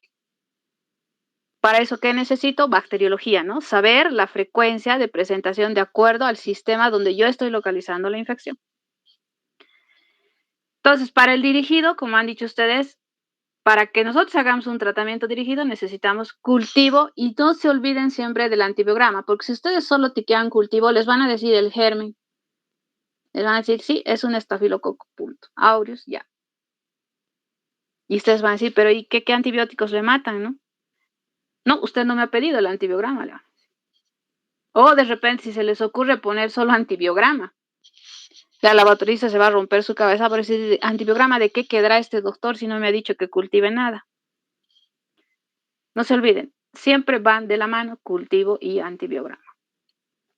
Entonces, de acuerdo a eso que hemos revisado, ya están establecidos los tratamientos, eso que les he mostrado en el librito. Miren, esto es en la parte de neurología. De repente encuentran ellos una fractura abierta de cráneo, entonces este es el esquema que van a utilizar.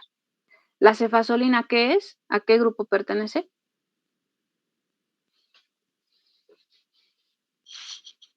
De lo que hemos revisado. A la cefalosporina de primera generación. Primera generación. ¿Qué cubre la cefalosporina de primera generación? ¿Qué gérmenes? Gram positivos. Gram positivos. Entonces, están haciendo la relación, ¿no? Fractura abierta, se supone que ha debido haber una herida a nivel del cuero cabelludo, ha habido una solución de continuidad, hemos dicho ¿qué microorganismo está en la piel?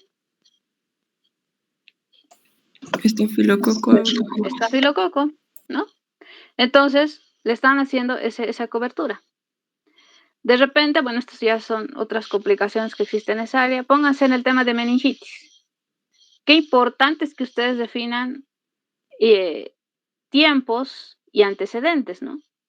Si el paciente ya estuvo internado en un hospital, si ya ha estado internado más antes, si está internado actualmente, es diferente la cobertura a uno que está viniendo de su casa, ¿no? Porque los gérmenes van a ser diferentes y obviamente la agresividad va a ser mucho menor de los de la comunidad. Esto es lo que estamos hablando teóricamente de lo que es antes de la pandemia. Seguramente después de la pandemia, tal vez todo esto que hemos revisado, todo esto que tenemos ahorita puede modificarse, porque como la gente está utilizando antibióticos que se utilizan en ámbito hospitalario en su casa, con gérmenes tal vez que no son agresivos, de aquí a unos años van a terminar siendo agresivos, y esto que de acuerdo a la literatura, lo que se ha revisado, era lo que funcionaba, puede que ya no sirva. Entonces, por eso es que en la medicina todo es dinámico, nada es estático. O sea, todo va cambiando. Esto que ahorita les estoy hablando, tal vez de aquí a unos años, cuando ustedes salgan por ahí, ya no existe, o sea, digan, ya no sirve. Que de aquí para adelante ya han sacado otras tablas, otros libros, otros tratados o estos libritos de antimicrobianos que han modificado muchas cosas. Y entonces ustedes van a ir comparando y se van a dar cuenta cómo es que ha evolucionado las bacterias, cómo han evolucionado, y se van a dar cuenta si realmente se han tornado agresivas, porque eso que a un inicio les podía matar una simple penicilina, ahora pues ya no les hace nada, ¿no? Entonces esto es dinámico, lastimosamente, por lo que está pasando. Entonces, si se dan cuenta, meningitis adquirida de la comunidad, en el hospital, incluso después de una operación. Pacientes que les han intervenido y de repente han hecho un problema infeccioso, ¿no? Son diferentes las formas de actuación. En la comunidad, ceftriaxona, ¿a qué grupo pertenece? Tercera generación. ¿Es una? ¿Qué es? Cefalosporina de tercera generación. Cefalosporina de tercera generación. Aquí, ¿ya? Les dice la dosis, cómo deben administrar. Y aquí les hacen unos comentarios extras. Dice, añada ampicilina 2 gramos IV cada 4 horas si el paciente es inmunodeprimido o es mayor a 50 años. ¿Por qué piensan que está haciendo esta recomendación?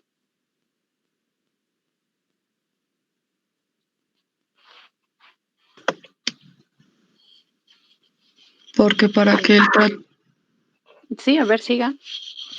Doctora, como habíamos dicho que hay medicamentos que, o sea, se potencian juntos, si el paciente es inmunodeprimido, la ceftriaxona tal vez sola no le va a hacer nada, entonces debemos añadir ampicilina para este tipo de pacientes. No.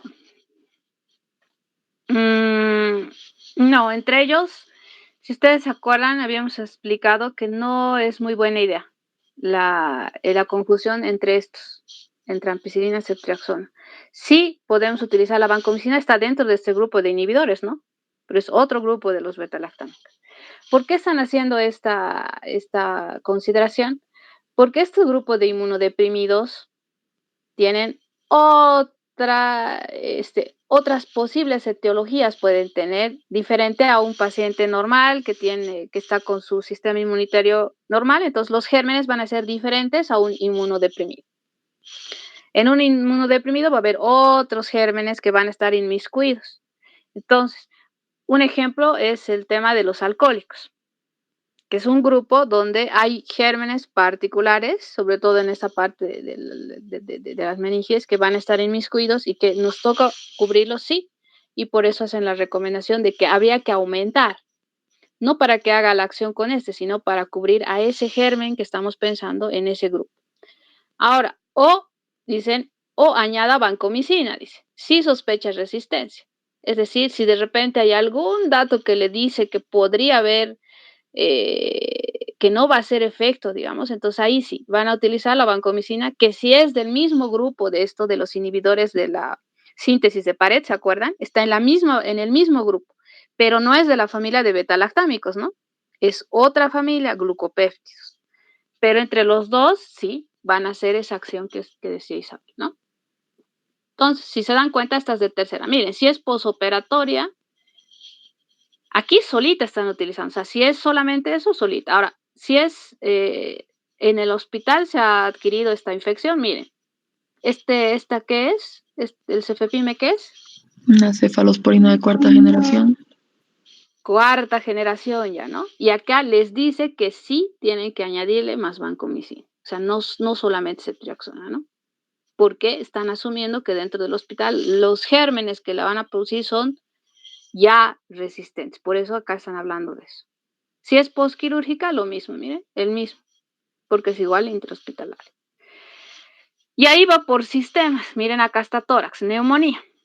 En las neumonías, que es lo más frecuente, que por ahí van a diagnosticar, importante saber esto, ¿no? Señora, usted no ha estado internado últimamente, hace una semana en un hospital. Si le dice sí, entonces ya, de acuerdo a las definiciones, eso seguramente lo van a ver en hemología. ustedes definirán si es de la comunidad aún o no, o es ya o ha sido asociada a servicios de salud. ¿Qué más tienen que hacer la diferencia? Si el paciente está muy grave, ¿no? Aquí dice neumonía adquirida de la comunidad que no requiere terapia, y aquí neumonía adquirida de la comunidad que requiere terapia. Entonces, cuando ustedes definen este diagnóstico probable presuntivo, miren el esquema que van a utilizar. ¿Qué es la ampicilina? Una aminopenicilina. Está en la familia de penicilinas, aminopenicilina. ¿Y qué es el Surbactam?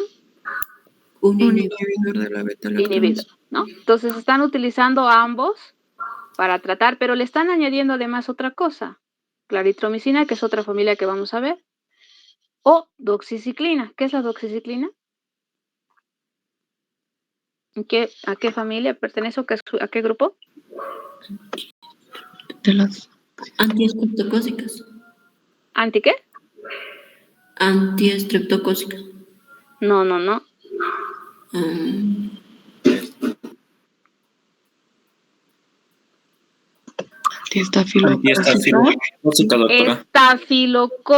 Estafilococo, jóvenes, no se olviden. Entonces, miren, ya les está dando esa asociación. Acá, miren, cuando la situación ya es más compleja y requiere una terapia, entonces están asumiendo que hay otros gérmenes metidos. Miren acá, ¿qué es este? La piperacilina. Antiseudomonas. Y el tazobactam. Inhibidor de la beta-lactamasa. ¿No? Y miren, está utilizando además el cefepime. ¿Qué es el cefepime? Una cefalosporina de cuarta generación, doctora. Ok, entonces imagínense, mientras más compleja es la situación, se dan cuenta, esos escalones se van subiendo. Nos vamos a ir de lo más simple a lo más complejo, siempre. Hay casos contados donde se va directamente a lo más complicado, pero eso es de acuerdo a la evaluación del paciente. Acá está. Incluso, miren, si la neumonía se ha presentado dentro del hospital, hay que ver los tiempos. Los 3 primeros días son un grupo de gérmenes. Después del tercer día, otro grupo de gérmenes mucho más agresivo. Por eso, temprana, tardía. De ahí que, como les vuelvo a reiterar, es importante que ustedes revisen nomás la parte de bacteriología sobre la frecuencia de los microorganismos, ¿no? Porque tomen en cuenta que ustedes no solo van a atender personas mayores, los niños tienen otro tipo de etiología, ¿no es cierto? Es diferente. Tienen que esa parte repasar. Acá miren, igual, acá le están dando la asociación, aquí ya igual, de cuarta, entonces va modificándose de acuerdo a esas valoraciones. Abdomen, vamos a ver lo más frecuente, una diarrea. Severa adquirida en la comunidad. Entonces, esto no hemos llegado todavía al tema de quinolonas, pero ustedes saben que en el tema de diarreas hay posibilidades etiológicas, ¿no? ¿Cuáles son las posibilidades de una diarrea de causas? Infecciosas. Una infecciosa. Luego. Alimentaria. Ya, puede ser alimentaria. Otra. Parasitaria, doctora. Parasitarias después. ¿Qué más puede causar una diarrea? Puede ser consecuencia de otra cosa, doctora. ¿Cómo qué?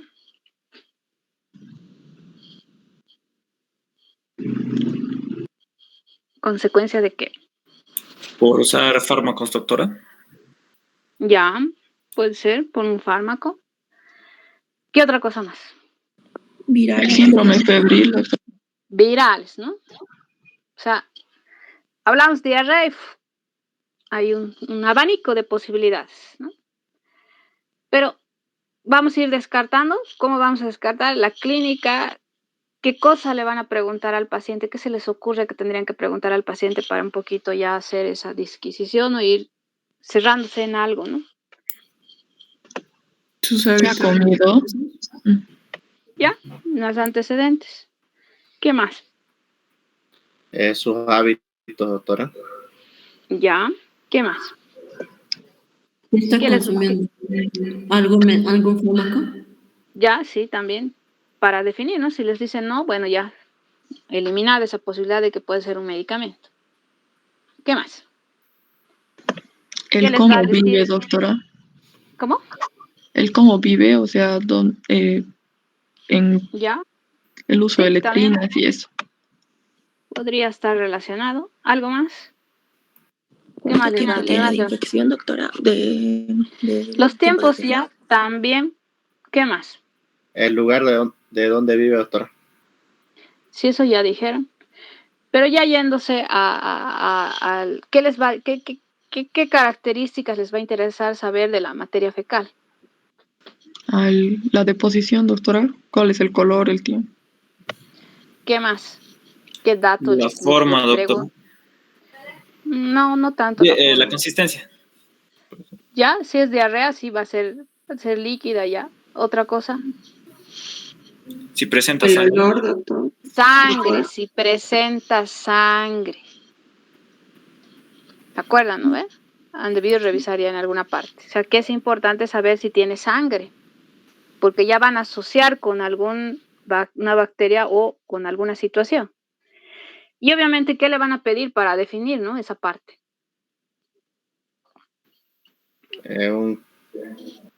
Un coprocultivo sería otro. Ya, coprocultivo, pero eso va a tardar 3 días, doctor Santos. ¿Qué más le va a pedir?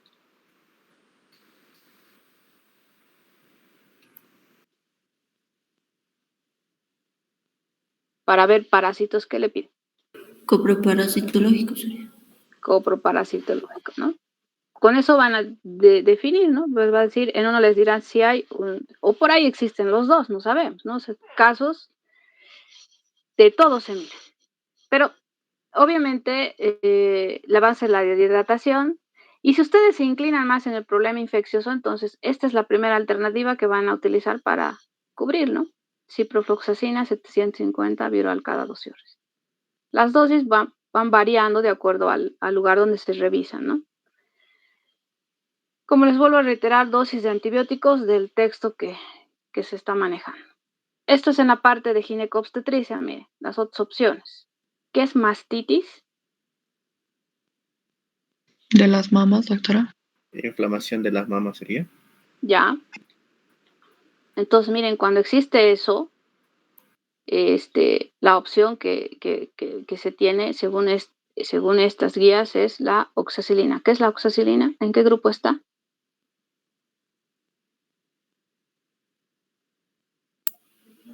¿Antiestafilocócica? Antiestafilocócica. ¿Dónde está el estafilococo? Generalmente localizado, hemos dicho. En la piel y vías aéreas. Piel, ¿no? Piel. En este caso estamos hablando de mama. ¿Qué habrá sucedido? Tal vez tiene alguna grieta o alguna lesión, o por ahí se ha hecho, ¿cómo se llama? Abscesos por cuando las mujeres tienen sus bebés y no dan de lactar, se hacen abscesos terribles que tienen que drenar incluso, ¿no? Le asocia más este otro medicamento que cuando lleguemos a esto vamos a revisar, igual se utiliza contra el estafilococo, la clindamicina. Y así, miren, vamos en miscelánea, lo que son las infecciones urinarias. Alta, si es en embarazo, si es un paciente que está hospitalizado. Entonces, aquí están las opciones. Estos son los tratamientos empíricos hasta que tengamos el resultado del cultivo, ¿no? Porque aquí les dice pida cultivo, urocultivo. Una vez que tengamos el urocultivo, nos dicen este es el microorganismo, estos son los antibióticos que lo matan. Bueno, de ahí es fácil, ¿no? Usted elige y dice, de esto le voy a utilizar este. Y de acuerdo a los antecedentes, lo mejor siempre es ir de lo mínimo a lo máximo, ¿no? Si el paciente está estable, puede ser tratamiento ambulatorio, entonces lo que tiene que hacer es elegir de la lista de antibióticos, que es lo más simple. Si es que no ha utilizado nunca antibióticos, se empezará con estos grupos, ¿no? Que estamos viendo los primeros, que son la familia de los betalactámicos. Ve alguna situación, entonces podrá escalar un poquito más. Entonces, es el recordatorio. Ahora vamos a revisar un caso clínico con ustedes. A ustedes les toca el 4. Acá. Ok. Ahí está. ¿Alguien que pueda leerlo?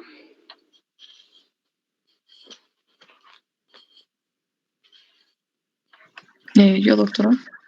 Ok.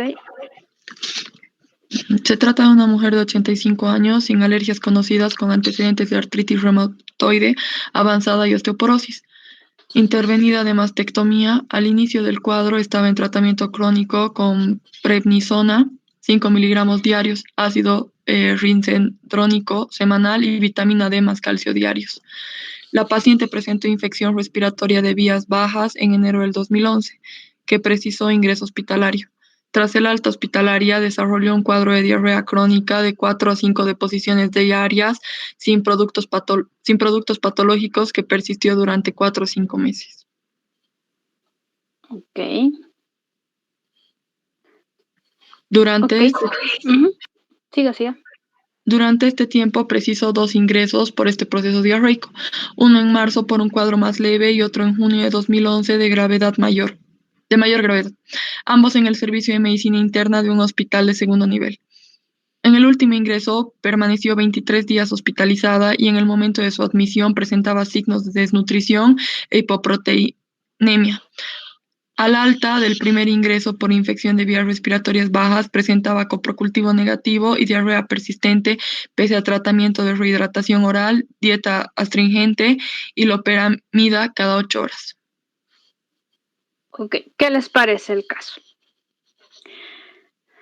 A ver, vamos a continuar con Yara. ¿Qué le impresiona? ¿Dónde está localizado el problema de esta paciente?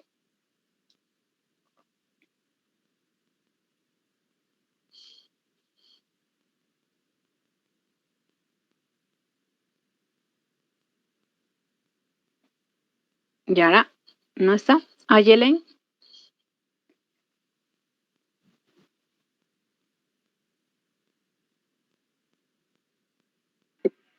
Doctora.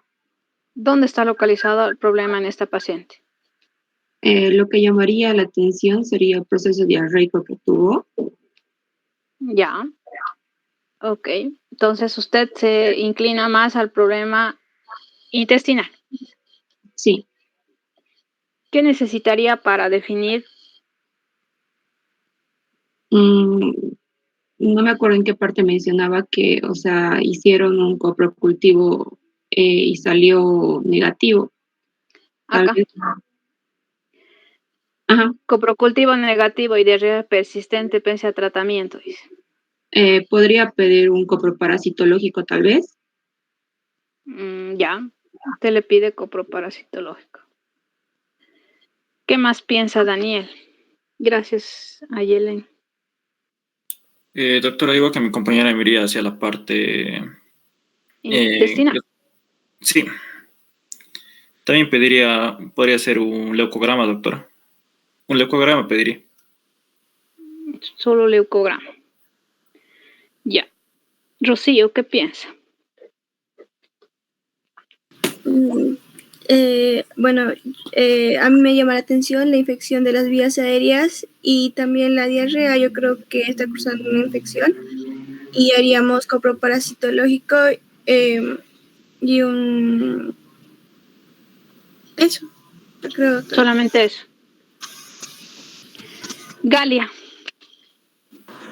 Doctora,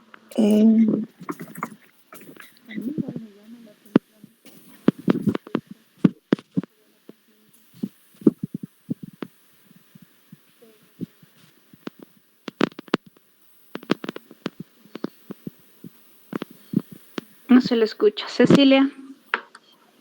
Doctora, yo me inclinaría por tal vez que la paciente esté cursando con una parasitosis. Entonces yo le pediría un coproparasitológico. Lo mismo de su compañero. Ya. ¿Algo más, Cecilia? No, doctora. No. Ok. Isabel. Serología, doctora. Cuando se hace un ¿Para qué? ¿Serología para qué? Podría ser para salmonela, shigella y entamoeba histolítica, doctora, que normalmente no salen en coprocultivos. La entamoeba es un parásito, ¿no? Sí, doctora. Ya están pidiendo coproparasitológico.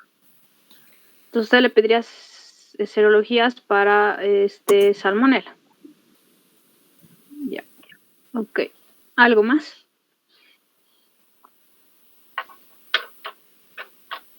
No, ok. Juan, a ver. Juan, Doctora, un examen coproparasitológico nomás, doctora. ¿Nada más? Tal vez un leucograma y... Ya le han pedido. ¿Qué más le va a pedir, doctor Juan?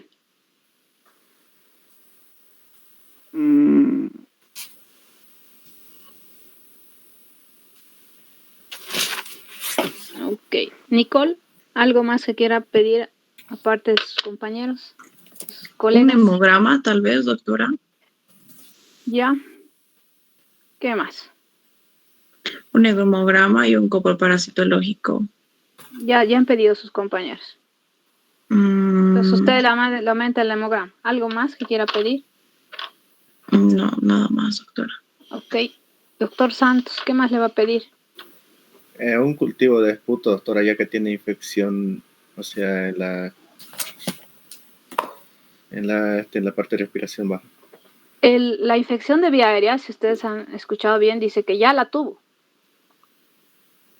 Dice el alta del primer ingreso por infección de vía respiratoria baja. O sea, ya la tuvo. Y le han dado alta. Implica que han curado, ¿no? Imagino. O sea, ella ha entrado a un hospital por una situación, ha entrado por un problema respiratorio. Y han presentado este otro inconveniente. Han resuelto doctora, el problema un cultivo de respiratorio. heces. Aquí dice que tiene coprocultivo negativo. Ah, cierto. Ya le han hecho. ¿Quieren revisar? Aquí dice, la paciente presentó infección respiratoria de vías bajas en enero de 2011 que precisó ingreso hospitalario. Ella, este es el antecedente, ¿no? Ha entrado por ese cuadro al hospital. Tras el alta hospitalaria, implica que ya resolvieron el problema, desarrolló un cuadro de diarrea crónica de 4 a 5 deposiciones diarias sin productos patológicos que persistió durante 4 a 5 meses. Durante ese tiempo precisó 2 ingresos, o sea, imagínense, se ha vuelto a reinternar por el problema de diarrea, por el proceso diarreico. Uno en marzo por cuadro leve y otro en junio por mayor gravedad, o sea, nunca desapareció la diarrea. En el último ingreso permaneció 23 días hospitalizada, dice. En el momento de su admisión, imagínense, la diarrea ha sido tan compleja que tenía signos de desnutrición e hipoproteinemia. Al alta del primer ingreso por vías respiratorias, o sea, lo que ya ha sucedido a un inicio, ya le hicieron todos los estudios, coprocultivo salió negativo, pero la diarrea persiste a pesar del tratamiento oral. Le han cambiado la dieta pensando que puede ser la dieta y le han dado además este otro medicamento que ustedes revisarán cada 8 horas, ¿no? O sea, la señora ha entrado al hospital por una cosa y ha salido con otra cosa, ¿no? Entonces, ¿algo más que quiera aumentar, Santos? Coproparasitológico, doctora. Ya han pedido, entonces eso nada más. Alejandra. Doctora, yo también pediría solo un coproparasitológico. Ya, Abigail.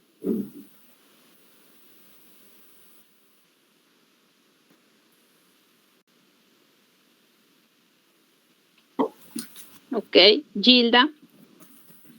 Doctora, lo mismo que mis compañeras, coproparasitológico. Ok, Lorena. Doctora, igual hubiera pedido un coproparasitológico. Litsi. De igual manera, coproparasitológico, doctora. ¿Y Yara ya está ahí? Sí, doctora, un coproparasitológico. También. Ok. Bueno, continuamos con el caso. Dice, además de esto, presentó leucocitosis de 25,000, los que pidieron el hemograma y leucograma. O sea, sí está con 25,000 de blancos. Y además le pidieron esto, toxinas de Clostridium difficile negativa, que han salido, las toxinas, bueno, la serología que usted decía, eso no le han solicitado. Podría ser una alternativa, pero esto de la salmonela, etcétera, es más para los pacientes que tienen cuadros agudos, ¿no? Este caso, las señoras están viendo que es demasiado tiempo, ¿no? Que tiene este tema de las posiciones. Entonces, En la ecografía se aprecia la pared del intestino grueso moderadamente engrosada y en la colonoscopia, o sea, ellos han avanzado más, no se han quedado solamente con el coproparasitológico. No menciona acá, pero no salió nada. Entonces le han tenido que hacer ecografía, le han hecho esta radiografía y miren cómo está de distendido el colon. ¿Qué más? Han encontrado lesiones nacaradas en la colonoscopía que podría corresponder a pseudomembranas. Dice, la biopsia confirmó que se trata de pseudomembranas y no se nos reconocieron hongos tampoco, compás, ni citomegalovirus, o sea, han descartado todas las posibilidades. Complicado, ¿no?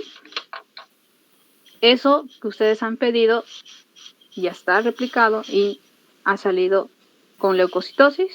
Coproparasitológico no ha salido nada, pues no lo menciona. Entonces, ¿cuál es su tarea? ¿Cuál es la presunción diagnóstica? ¿Cuál la etiología del cuadro diarreico? ¿Y qué tratamiento le va a indicar?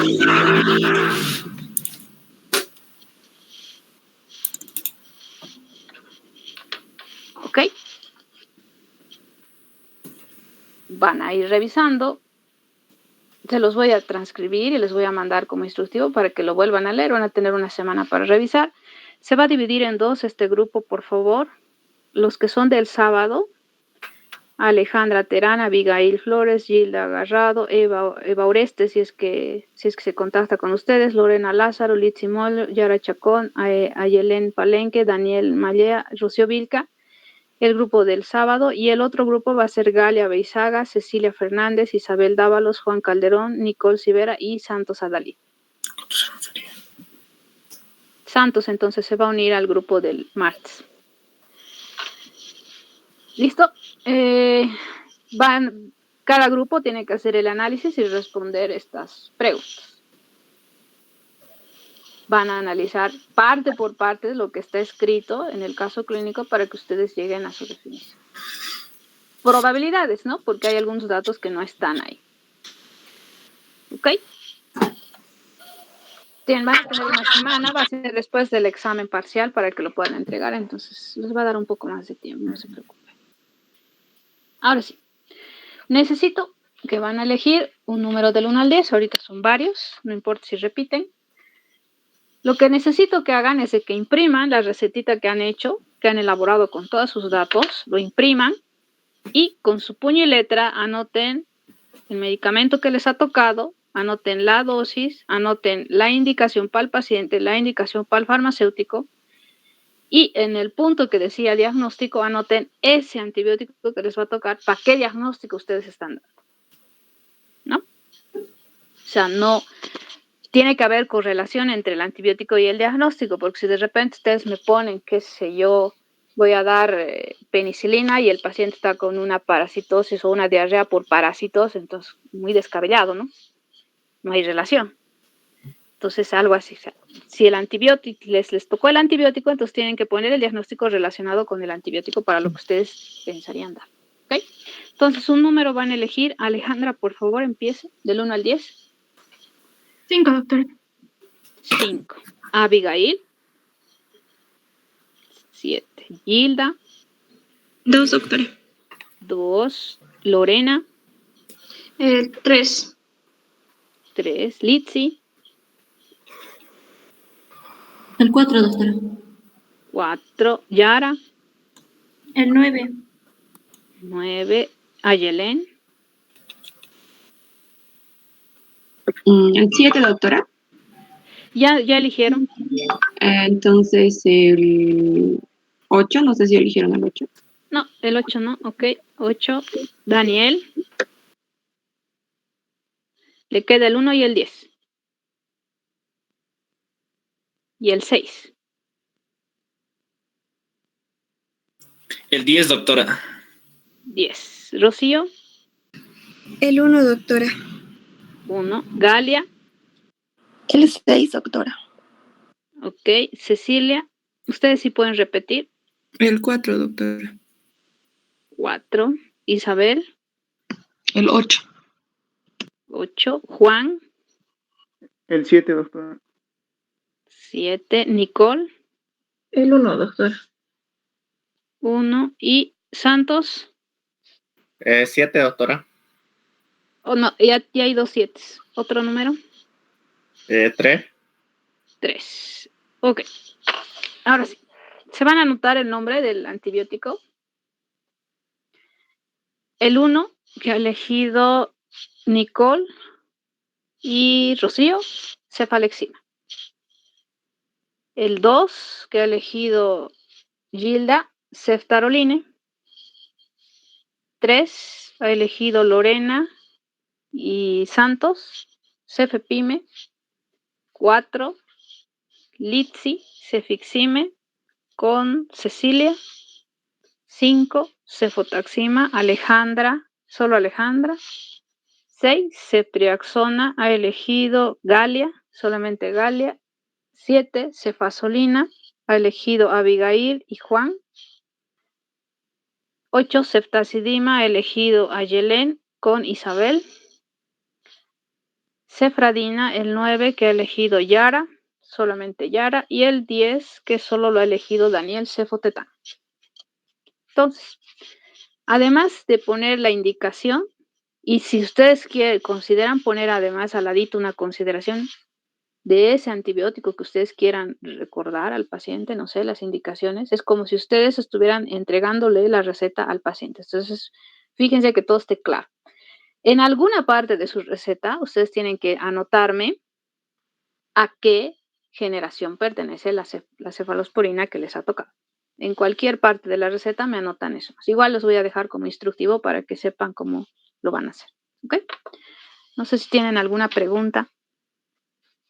Doctora, no importa, o sea, si el medicamento que nos ha tocado no tiene relación con su la especialidad que hemos escogido. No importa. ¿No importa? No importa para nada. Lo que han hecho ustedes, el trabajo de hacer el diseño de su receta, es para que se den cuenta de eso que ahorita ustedes están pensando, sea su objetivo para cuando terminen, ¿no? Es eso que ustedes están plasmando. Pero cuando vamos a hacer la práctica, no tiene relación esto que están escribiendo con lo que ustedes han elegido de especialidad, no se preocupen. No necesariamente tiene que ser el diagnóstico relacionado con eso, no. Lo que ustedes hayan definido, anotan el antibiótico, ponen el diagnóstico y eso es lo que yo voy a calificar, ¿ya? Con su puño y letra, para que lea sus recetas, vea cómo escriben, si es claro o no es claro, porque eso es lo que van a hacer ustedes. Cuando salgan, eso van a escribir así. Entonces, incluso voy a ver sus letras, voy a ver cómo escriben, cómo anotan, me van a mandar una vez que lo escriban fotito. Mejor si lo hacen en PDF, ¿no? Lo cambian en PDF o aunque igual me lo mandan, yo lo voy a modificar para imprimir y yo voy a tener eso impreso para revisarlas. ¿Ok? ¿Alguna pregunta? ¿Alguna duda?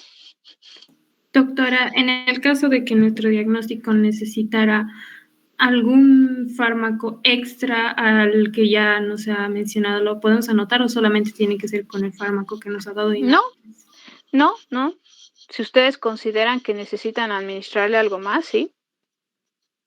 Pueden añadir y pueden adjuntarle entonces la justificación de por qué están añadiendo eso, ¿no? Está bien, doctora, gracias. Ok, listo pues. Si no hay más preguntas, jóvenes, que tengan buen fin de semana. Nos estaríamos viendo en la teoría el día miércoles. Se cuidan. Muchas gracias, doctora. Hasta luego, doctora. Gracias. Gracias, doctora. Hasta luego. Que tenga buen día. Hasta luego. Hasta luego. Hasta luego, jóvenes.